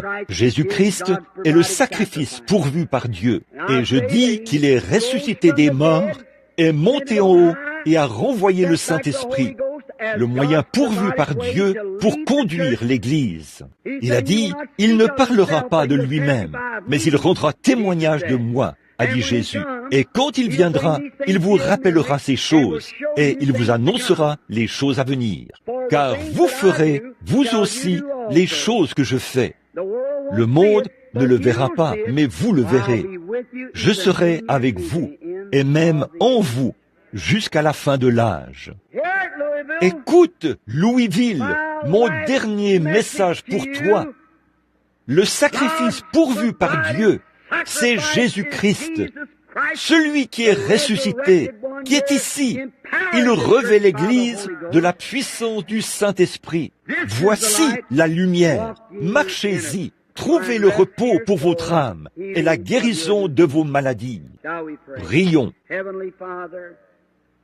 Père céleste, ô Dieu, quand le jour, tout au fond de mon âme, je me pose des questions, puisque je suis amené à me poser des questions en voyant cette grande et belle nation qu'est l'Amérique, et en voyant ces grosses bombes que l'on pose là-bas, de l'autre côté de la mer, des hommes méchants, impies, qui renient Dieu, qui renient le Seigneur Jésus-Christ, le Saint-Esprit, plein de méchanceté, de malice et de toute espèce de stratagème que Satan leur inspire pour détruire ce monde et faire exactement comme tu avais dit qu'il sera, consumé par la chaleur. Même les grands hommes de science dans le monde disent que dans 10 ans, il y aura un anéantissement total. Il ne restera plus personne, rien qui soit vivant sur la terre. Elle aura été balayée par la bombe à hydrogène. Ô Dieu, il y a ici ce soir des hommes et des femmes qui ne sont pas prêts. Cette semaine, tu as été glorieux pour nous. Nous nous sommes assis dans les lieux célestes en Jésus-Christ. Et nous te remercions pour ces bien-aimés saints de Louisville. Ô Dieu, au sortir de cette réunion, puisse-t-il aller partout porter la voix de l'avertissement. Bien-aimé Père Céleste, je te prie d'envoyer ici quelqu'un avec un réveil à l'ancienne mode qui fera tomber les murailles de Louisville. Oh, fais-le, ô Dieu. Puissent beaucoup de bien-aimés être amenés à la connaissance du salut en notre Seigneur Jésus-Christ. J'ai fait de mon mieux, Seigneur Jésus. J'ai fait tout ce que je pouvais faire. J'ai levé la voix contre le péché de toutes mes forces, et tu as été plus que glorieux pour nous. Tu as confirmé chaque parole par des signes et des prodiges. Nous te remercions. Maintenant, Père, pour ce qui est du résultat, nous remettons tout cela entre tes mains. Que ta volonté soit faite. Bénis frère Cowbell, Seigneur, notre frère. Bénis toute son équipe et tous les autres ministres. Nous pensons aux petits frères d'Urban, d'ici, et à ces autres frères de la région ici, qui sont de braves frères. Ils font tout ce qu'ils peuvent pour combattre le péché, la méchanceté, le whisky, la beuverie, la mauvaise conduite, le badinage et tout ce qui accourt dans la ville. Ils essayent de donner la voix de l'avertissement. Ô Dieu, bénis ces hommes et oins-les du Saint-Esprit. Accorde-le, Seigneur. Puisse-il être de bons intendants et avoir un franc succès alors qu'ils appellent les gens à passer des ténèbres à cette merveilleuse lumière. Et maintenant, Seigneur, alors que c'est notre dernière réunion ce soir, ne veux-tu pas venir? Viens encore une fois, glorieux Saint-Esprit, puissance divine, et couvre-nous de ta bénédiction. Puisse l'ange de Dieu se tenir ici sur l'estrade, comme témoin de la résurrection, du sacrifice pourvu par Dieu, le Seigneur Jésus-Christ. Puisse-t-il opérer de grands signes et des prodiges, en guise de confirmation de la parole, car c'est en son nom, celui de ton Fils bien-aimé, Jésus-Christ, que nous le demandons. Amen. Que le Seigneur vous bénisse, amis chrétiens. Maintenant, je veux prier pour les malades. Je veux vous demander maintenant, juste avant cela, y a-t-il quelqu'un qui soit présent dans ce bâtiment, qui n'est pas sauvé, qui n'a même pas encore été converti et qui voudrait demander à Christ de pardonner ses péchés? Je vous le demande ouvertement et sans façon. Je crois que vous serez assez hommes ou assez femmes, assez garçons ou assez filles pour le faire. Si vous n'avez jamais accepté Jésus comme votre sauveur personnel et que vous voulez le faire maintenant, voulez-vous vous lever en tant que croyant pour dire, à partir de cette heure, Je serai désormais un croyant en Jésus-Christ. Que Dieu vous bénisse, monsieur. Que Dieu vous bénisse, madame. Que Dieu vous bénisse, madame. Que Dieu vous bénisse, madame. En faisant cela, vous confessez votre foi en Jésus-Christ. Environ 5 âmes seraient allées dans une éternité ténébreuse si elles étaient mortes il y a 5 minutes. Si elles meurent maintenant, elles sont couvertes par le sang. Une de plus, où est-elle? Tout au fond, que Dieu vous bénisse. Oui, mon frère, que Dieu vous bénisse, frère. C'est que Dieu vous bénisse. Que Dieu vous bénisse, sœur. C'est ça, cette vieille et rugueuse. Que Dieu vous bénisse, frère. Vous acceptez Jésus. Que Dieu vous bénisse, frère. Que Dieu vous bénisse. Quelque part au balcon, que Dieu vous bénisse, sœur. C'est merveilleux. Oh là là, j'aimerais que nous ayons de la place ici pour un bond des pénitents à l'ancienne mode et pour un appel à l'autel. C'est ce dont nous avons besoin maintenant même. Combien ici disent, Frère Branham, j'ai été un pécheur, mais maintenant je confesse, j'accepte dans mon cœur Jésus-Christ, le sacrifice pourvu par Dieu. Environ 2 douzaines de gens se sont levés. Voulez-vous vous lever et dire, que Dieu vous bénisse, que Dieu vous bénisse, jeune homme. C'est bien, que Dieu vous bénisse. Quelqu'un d'autre veut se lever pour dire, j'accepte Jésus-Christ maintenant même comme mon sauveur. Je fais cette confession ouvertement devant les gens et devant Dieu, que j'accepte maintenant le remède de Dieu pour mon péché, Jésus-Christ. Est-ce qu'il y en aurait un autre ici, quelque part? Que Dieu vous bénisse, jeune homme. C'est courageux. Que Dieu vous bénisse. C'est bien. Quelqu'un d'autre voudrait-il se lever pour dire, j'accepte maintenant Jésus-Christ comme mon sauveur personnel. Je reçois le sacrifice pourvu par Dieu pour mon péché. Que Dieu vous bénisse. Papa, un homme âgé, aux cheveux gris, tremblotant, qui se lève pour accepter Jésus-Christ comme son sauveur. Eh bien, Dieu connaît votre cœur. Il est en train de vous regarder. Que Dieu vous bénisse, jeune homme. Je vous ai vu vous lever là-bas, vous qui portez un tricot rouge. Très bien. Quelqu'un d'autre veut se lever pour dire, j'accepte. Que Dieu vous bénisse. Et vous, la dame et le jeune garçon là-haut, que Dieu vous bénisse. Que Dieu, quand vous vous levez publiquement devant cet auditoire, votre nom est inscrit dans le livre de vie de l'agneau. Celui qui me confessera devant les hommes, je le confesserai devant mon Père et devant les saints anges. Si vous avez honte de moi ici devant les hommes, j'aurai honte de vous en ce jour-là.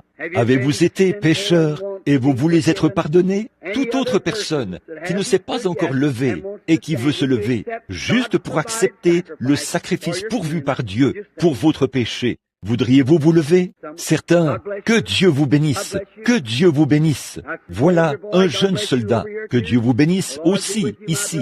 Que le Seigneur soit avec vous, mon frère. Quelqu'un d'autre? Très bien. Que Dieu vous bénisse, madame. Que Dieu vous bénisse, sœur. C'est bien. Quelqu'un d'autre veut recevoir la vie éternelle en acceptant Jésus-Christ? Que Dieu vous bénisse. Oui, que Dieu vous bénisse. Vous 3, au balcon. N'est-ce pas merveilleux? Une trentaine de gens, ou plus, maintenant. Très bien. Que Dieu vous bénisse. Voilà le moyen. Acceptez Jésus, le sacrifice pourvu par Dieu. Il est Jéhovah Jireh. Très bien. Que le Seigneur vous bénisse là, au balcon, ma sœur, et vous donne la vie éternelle. Maintenant, vous avez trouvé grâce devant Dieu. Il n'y a pas un seul chrétien ici, s'il sait quoi que ce soit au sujet de Dieu, qui ne sait pas qu'au cours des 5 dernières minutes, l'atmosphère a complètement changé dans ce bâtiment. C'est vrai, voyez, c'est au moment le plus sombre que Jésus vient. Quelqu'un d'autre veut dire, j'accepte maintenant Jésus-Christ.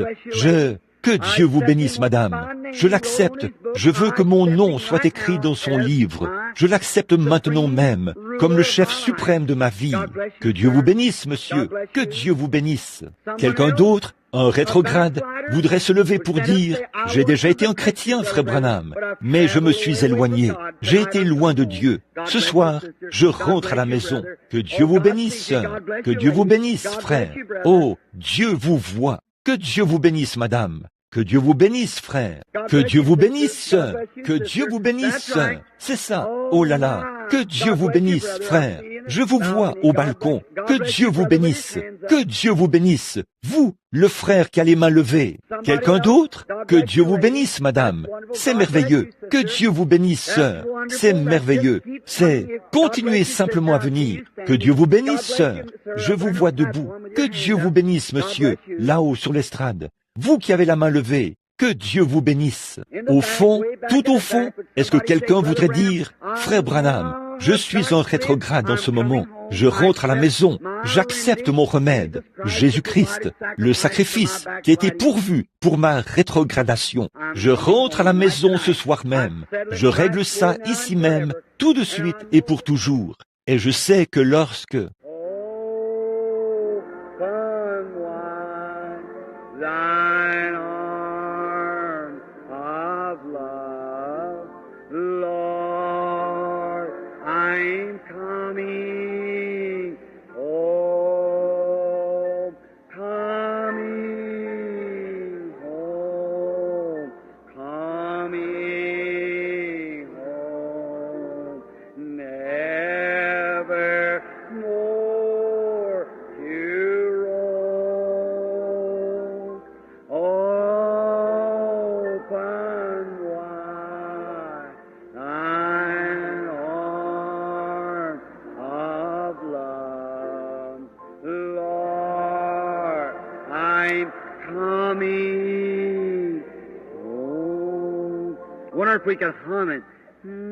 Je me demande si nous pourrions le fredonner.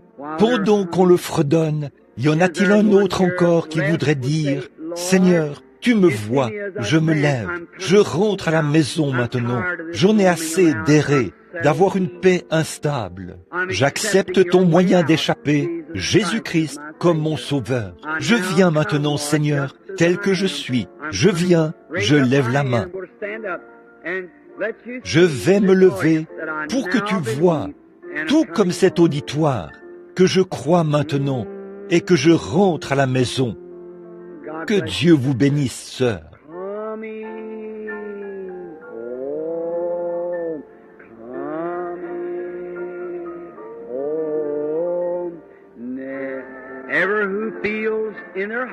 Tous ceux qui sentent dans leur cœur qu'ils veulent l'accepter, levez-vous.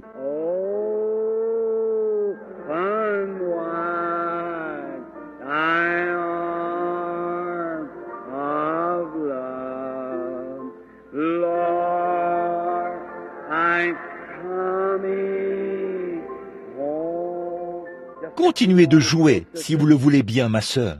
Je vais vous demander quelque chose maintenant. Vous tous qui vous êtes levés, je veux que vous vous mettiez debout pendant que je prie pour vous. Que toutes les personnes qui se sont levées se lèvent de nouveau, juste quelques instants. Levez-vous tout simplement partout dans le bâtiment. Que tous ceux qui se sont levés se lèvent de nouveau, partout, au balcon et partout, afin que nous puissions prier. C'est ça, c'est ça. Vous tous qui vous êtes levés, vous qui vous êtes levés il y a quelques instants, et s'il y en a d'autres qui veulent se lever comme eux pour accepter Christ, veuillez vous lever maintenant. Que Dieu vous bénisse. Courbons la tête maintenant. Bienveillant Père Céleste, ceux-ci viennent maintenant en tant que tes enfants. Ils sont déjà venus.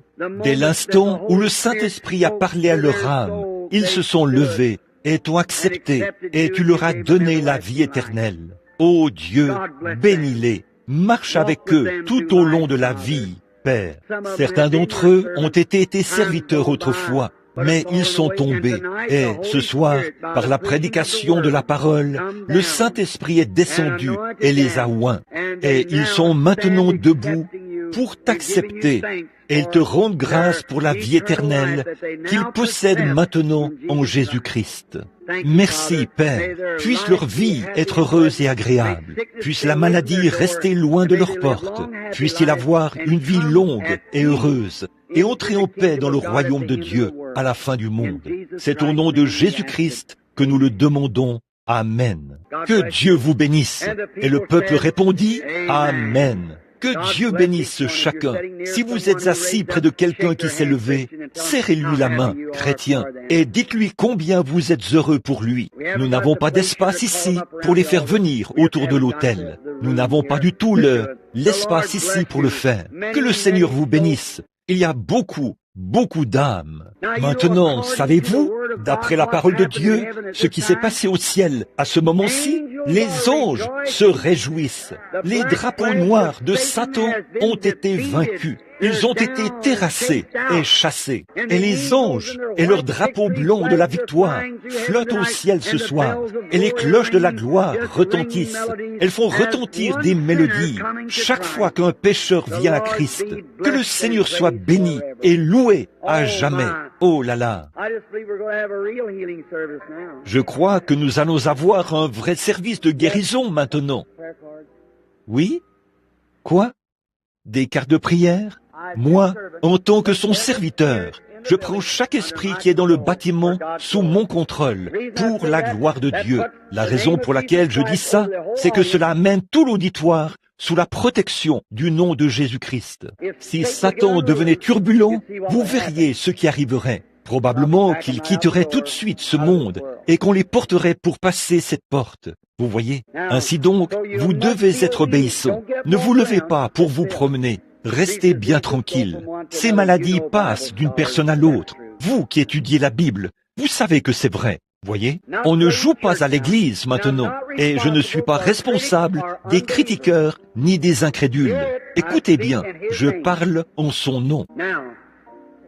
Maintenant, l'ange du Seigneur est tout près. J'ai confiance que Dieu manifestera la résurrection de son Fils. Maintenant, approchez-vous.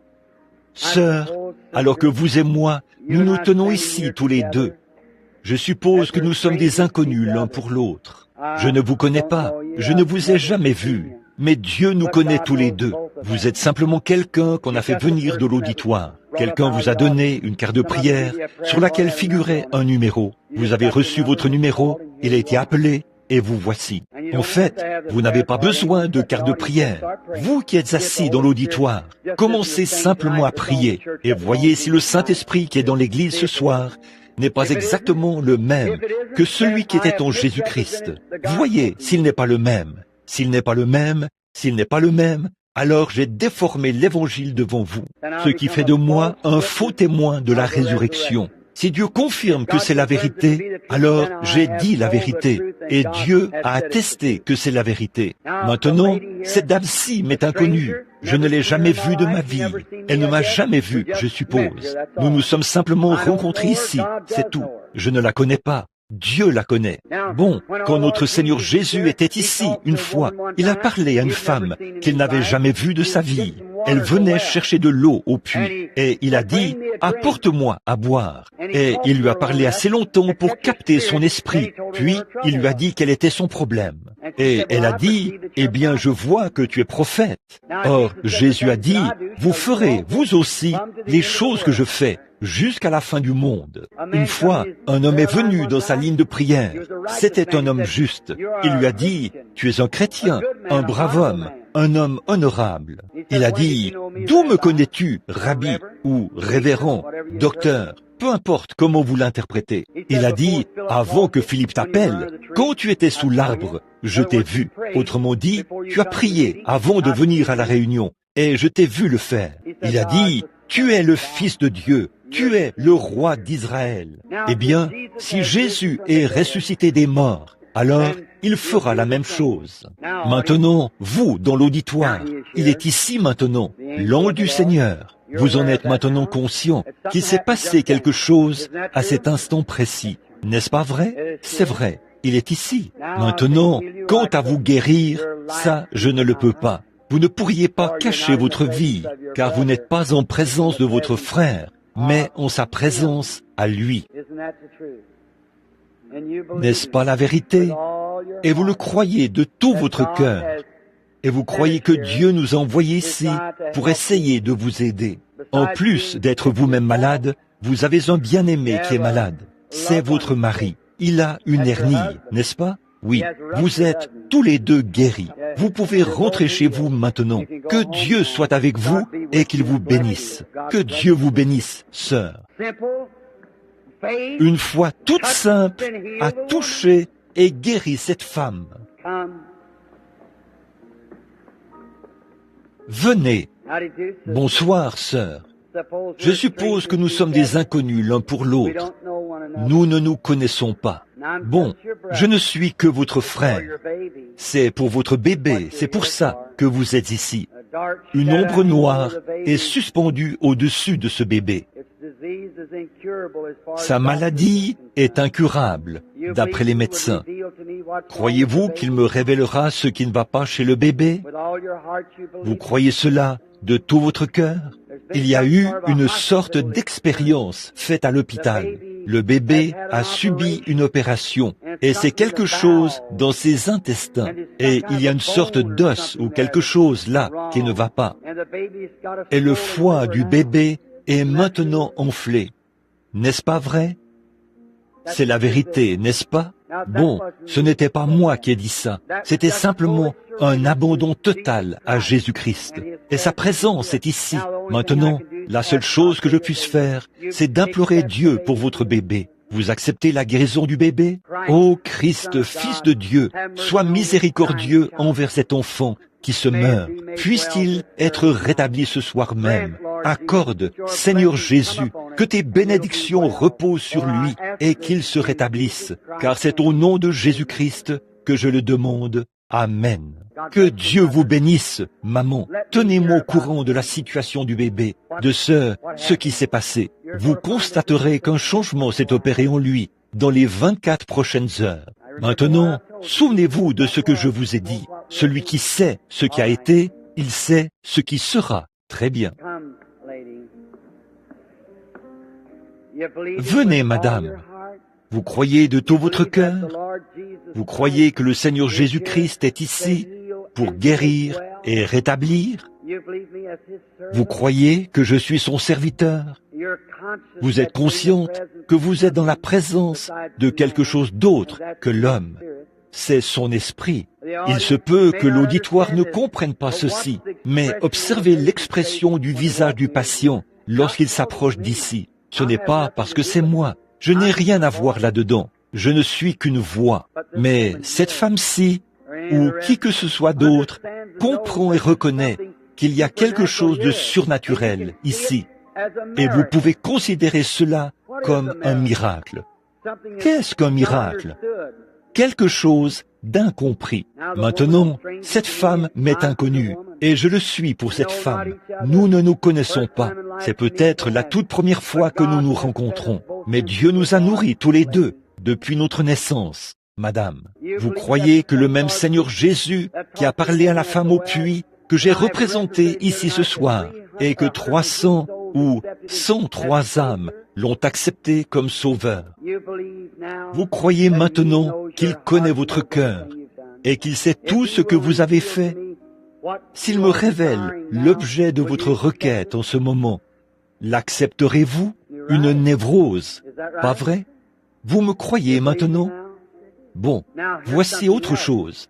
Vous êtes préoccupé par un bien-aimé. C'est un garçon. Et ce garçon souffre du cœur.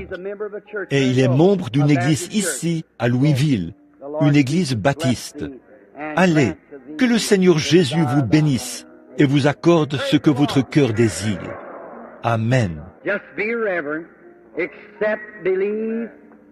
Soyez respectueux, acceptez, croyez. Maintenant, je vois une dame de couleur, assise en train de prier. Elle a un problème de rein. Vous ne l'avez plus maintenant, madame. Votre foi vous a guéri. Levez-vous. Que Dieu vous bénisse. Croyez simplement de tout votre cœur et cela vous sera accordé. New Testament religion. Amen.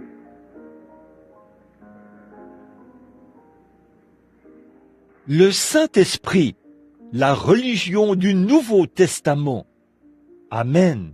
Vous croyez que cette tension artérielle vous quittera, monsieur? Vous qui êtes assis là à me regarder? Oui, très bien. Cela vous est accordé. Que Dieu vous bénisse. Just believing.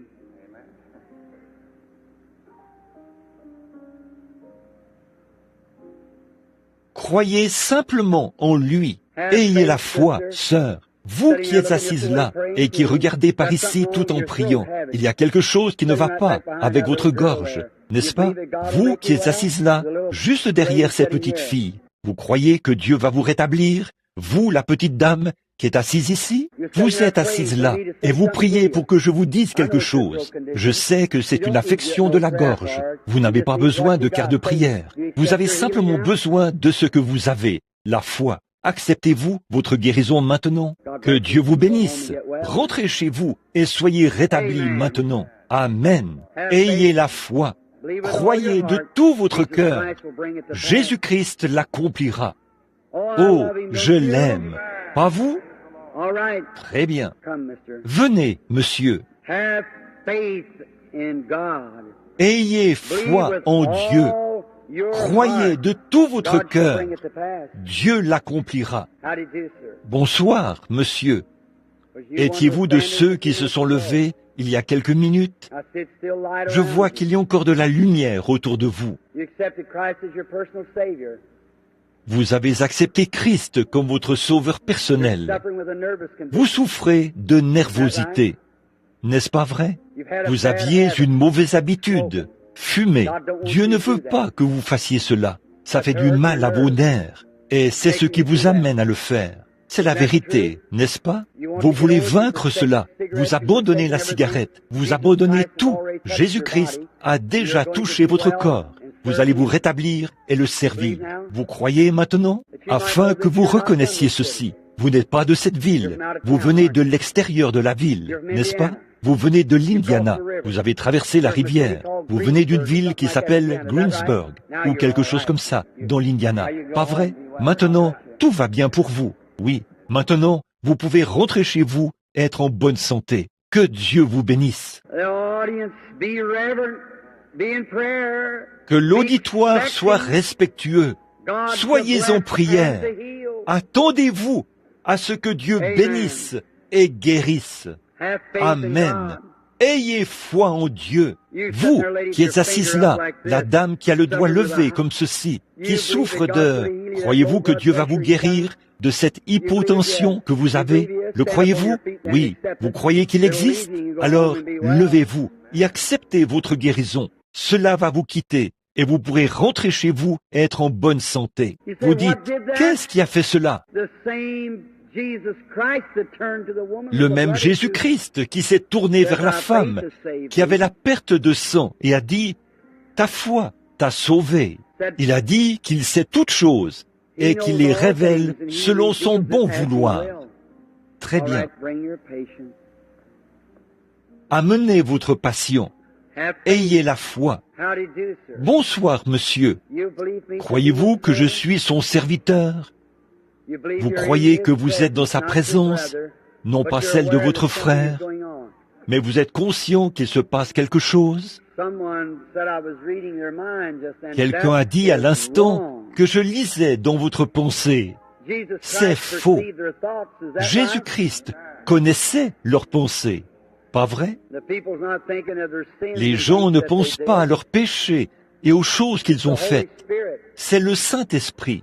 Très bien, monsieur. Regardez par ici et croyez. Sommes-nous des inconnus l'un pour l'autre? Nous ne nous connaissons pas. Nous ne nous sommes probablement jamais vus de toute notre vie, juste au cours de cette réunion. Alors, s'il y a quoi que ce soit à votre sujet, peu importe ce que c'est, votre maladie ou quoi que ce soit d'autre, Dieu seul le saurait. En ce qui me concerne, je ne sais pas.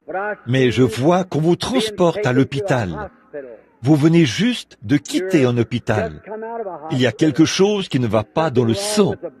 Les globules sanguins se brisent, ou quelque chose comme ça. Et vous avez je vous vois dans un lit, et quelque chose est suspendu près de vous. C'est quelque chose qui tombe goutte à... C'est du sang. Je vois 1, 2, 3, 4, 5, 6, 7 transfusions sanguines que vous venez de recevoir. Est-ce vrai? C'est la vérité. Votre femme est malade. Elle souffre d'arthrite et de problèmes de foie. Pas vrai? Et vous n'êtes pas de cette ville. Vous venez d'un endroit sur le bord de la rivière, en amont, de Cincinnati, dans l'Ohio. Vous vous appelez Berghaus. Vos initiales sont R.P. Rentrez chez vous et soyez en bonne santé. Jésus-Christ vous a guéri. Ayez foi en Dieu. Lui dire son nom. Jésus-Christ n'a-t-il pas dit à Pierre, « Tu es Pierre » Maintenant, soyez respectueux, mes amis. Les visions affaiblissent tellement. Vous avez assisté aux réunions cette semaine et vous savez de quoi je parle. Ayez simplement foi en Dieu. Croyez. Et il y avait quelque chose, juste un instant. Je vois une dame devant moi. Non, c'est cette dame qui est assise juste ici, au bout. Ce n'est pas vous, c'est quelqu'un d'une autre apparence. C'est une bien-aimée qui est à l'hôpital et elle a un cancer. C'est une dame, elle est mourante. C'est votre belle-sœur, pas vrai? Si c'est vrai, levez-vous maintenant et acceptez la guérison pour votre belle-sœur qui est à l'hôpital. Le Seigneur Jésus-Christ qui sait tout cela. Très bien, sœur, vous qui êtes en train de taper des mains et de vous réjouir. Il y avait quelque chose qui n'allait pas avec vos mains, n'est-ce pas? Très bien. Elles sont guéries maintenant et vous pouvez rentrer chez vous. Et vous qui êtes assise là, à côté d'elle, vous aviez des calculs biliaires, n'est-ce pas, madame? Vous qui êtes assise là, levez-vous. Vous aussi, vous pouvez rentrer chez vous et être rétablis. Cela vous quitte au nom du Seigneur Jésus-Christ. Croyez seulement. Tout est possible à ceux qui croient. Ayez foi en Dieu. Amenez la dame.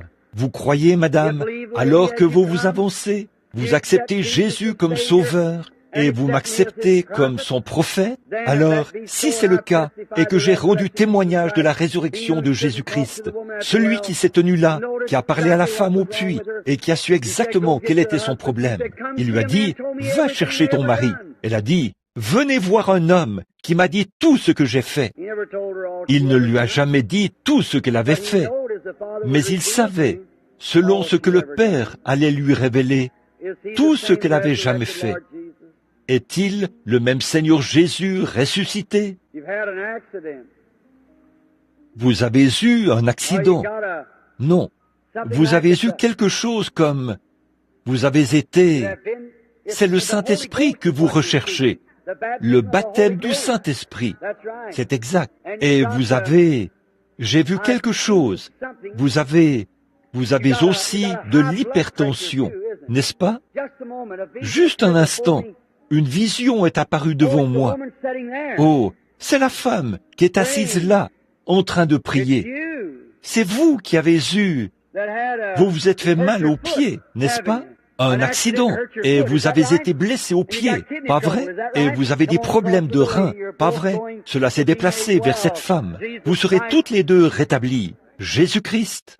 Alléluia! Oh, le glorieux et incomparable Seigneur Jésus-Christ, qui a sauvé votre âme il y a quelques instants.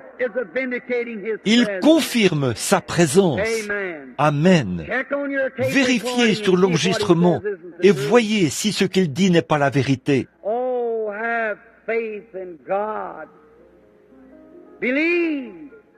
Oh, ayez foi en Dieu. Croyez. Tout est possible à ceux qui croient. Très bien, Billy. Est-ce que c'est ton patient? Amène-le.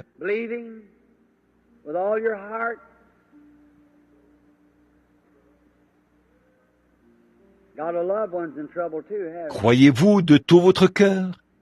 Vous avez un bien-aimé qui a aussi des ennuis, n'est-ce pas?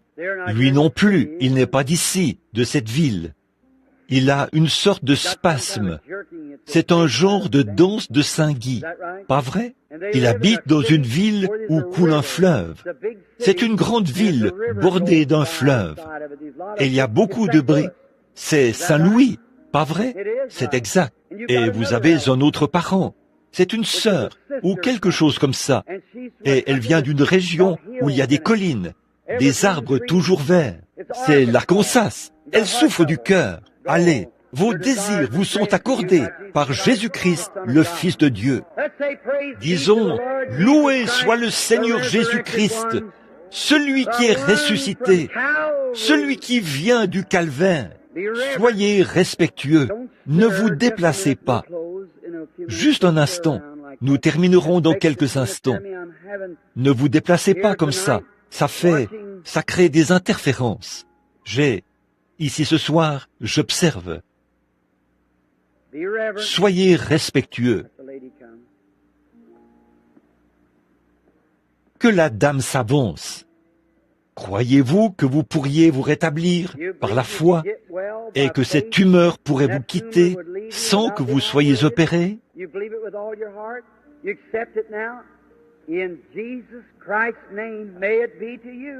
Vous croyez cela de tout votre cœur? Vous l'acceptez maintenant? Au nom de Jésus-Christ, qu'il vous soit fait comme votre foi l'a déclaré. Amen. Monsieur, vous qui êtes assis là, avec la cravate rouge, vous souffrez d'une hernie. Vous croyez que le Seigneur Jésus vous rétablit? Vous acceptez cela? Vous venez aussi de l'extérieur de la ville. Je vois que vous venez aussi du bord de la rivière, en amont, de Cincinnati. Pas vrai? Très bien. Comme vous travaillez ensemble, levez-vous tous les deux maintenant même et soyez rétablis au nom de Jésus-Christ. Que Dieu vous bénisse. Cette chose vous quitte. Rentrez chez vous. Soyez en bonne santé. Venez, madame. Ayez la foi. Vous croyez que ce problème gynécologique vous a quitté? Vous acceptez Jésus comme votre guérisseur pour ça maintenant? C'était un abcès qui coule, et ce serait très rapidement devenu un cancer.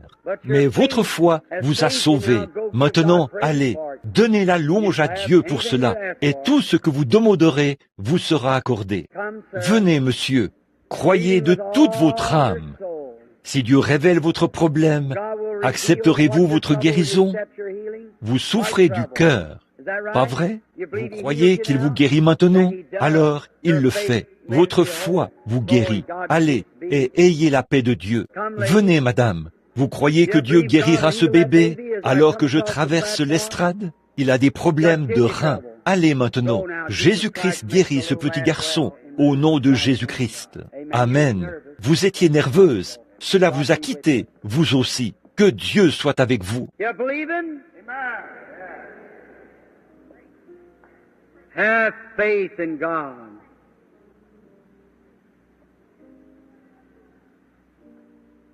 Vous croyez en lui? Ayez foi en Dieu. Vous voulez vous remettre de ce problème de bronche? Vous croyez que Dieu vous en guérit? Si vous le croyez de tout votre cœur, levez-vous, madame. Acceptez votre guérison. Que Dieu vous bénisse. Vous pouvez rentrer chez vous maintenant, être rétabli. Très bien. Croyez-vous de tout votre cœur? Accepterez-vous votre guérison si Jésus-Christ, qui parle, révèle votre problème? Nous sommes des inconnus l'un pour l'autre, mais il connaît votre problème. Vous avez un problème féminin, gynécologique, au niveau de l'utérus et de l'ovaire. Allez maintenant, Dieu vous a rétabli. Votre foi vous sauve, madame, au nom de Jésus-Christ. Disons, gloire au Seigneur. Chacun de vous peut être rétabli en ce moment, si vous croyez. Maintenant, madame, levez-vous là où vous êtes. Regardez par ici. Tout cet auditoire, un grand pourcentage de ces gens souffrent de nervosité. Parfois, vous avez l'impression que vous allez perdre la tête. N'est-ce pas? Vous devenez tellement nerveuse. Récemment, vous avez laissé tomber quelque chose. C'était un plat ou quelque chose que vous teniez en marchant. Mais maintenant, Jésus-Christ vous en a guéri et vous en êtes conscient. Alors, continuez votre chemin et réjouissez-vous. Maintenant, au nom de Jésus, le Fils de Dieu, je défie chaque croyant ici de croire que ceci est la vérité. Le croyez-vous? Eh bien, dans ce cas, si ceci est la vérité confirmée de Dieu, écoutez-moi. Posez vos mains les uns sur les autres pendant que je prie pour vous. Et je veux que chaque personne qui est ici maintenant accepte sa guérison. Dieu Tout-Puissant, sois miséricordieux envers les malades et ceux qui ont des besoins. Ici, dans cette salle tout entière, on dirait qu'il y a en ce moment une grande colonne de lumière. Je sais qu'il y a quelqu'un qui se tient près de moi, qui a les mains sur moi, alors que j'ai les mains posées sur les mouchoirs. Bénis-les, Seigneur, pour la guérison des malades. Tous ces gens ici qui sont dans le besoin, leurs bras et leurs mains posés les uns sur les autres, puisse la puissance, le moyen pourvu par Dieu, le Fils de Dieu, dans sa grande puissance et sa majesté, balayer ce bâtiment comme un vent impétueux et condamner toute maladie, chasser tout mauvais esprit. Maintenant, je condamne Satan. Je revendique la victoire sur lui à l'instant. Sors de ces gens, Satan, au nom de Jésus-Christ. Que tous ceux qui sont ici et qui croient que Jésus les guérit se lèvent et donnent la louange à Dieu au nom de Jésus-Christ. Ô Dieu, au nom de Jésus-Christ, ils acceptent maintenant leur guérison.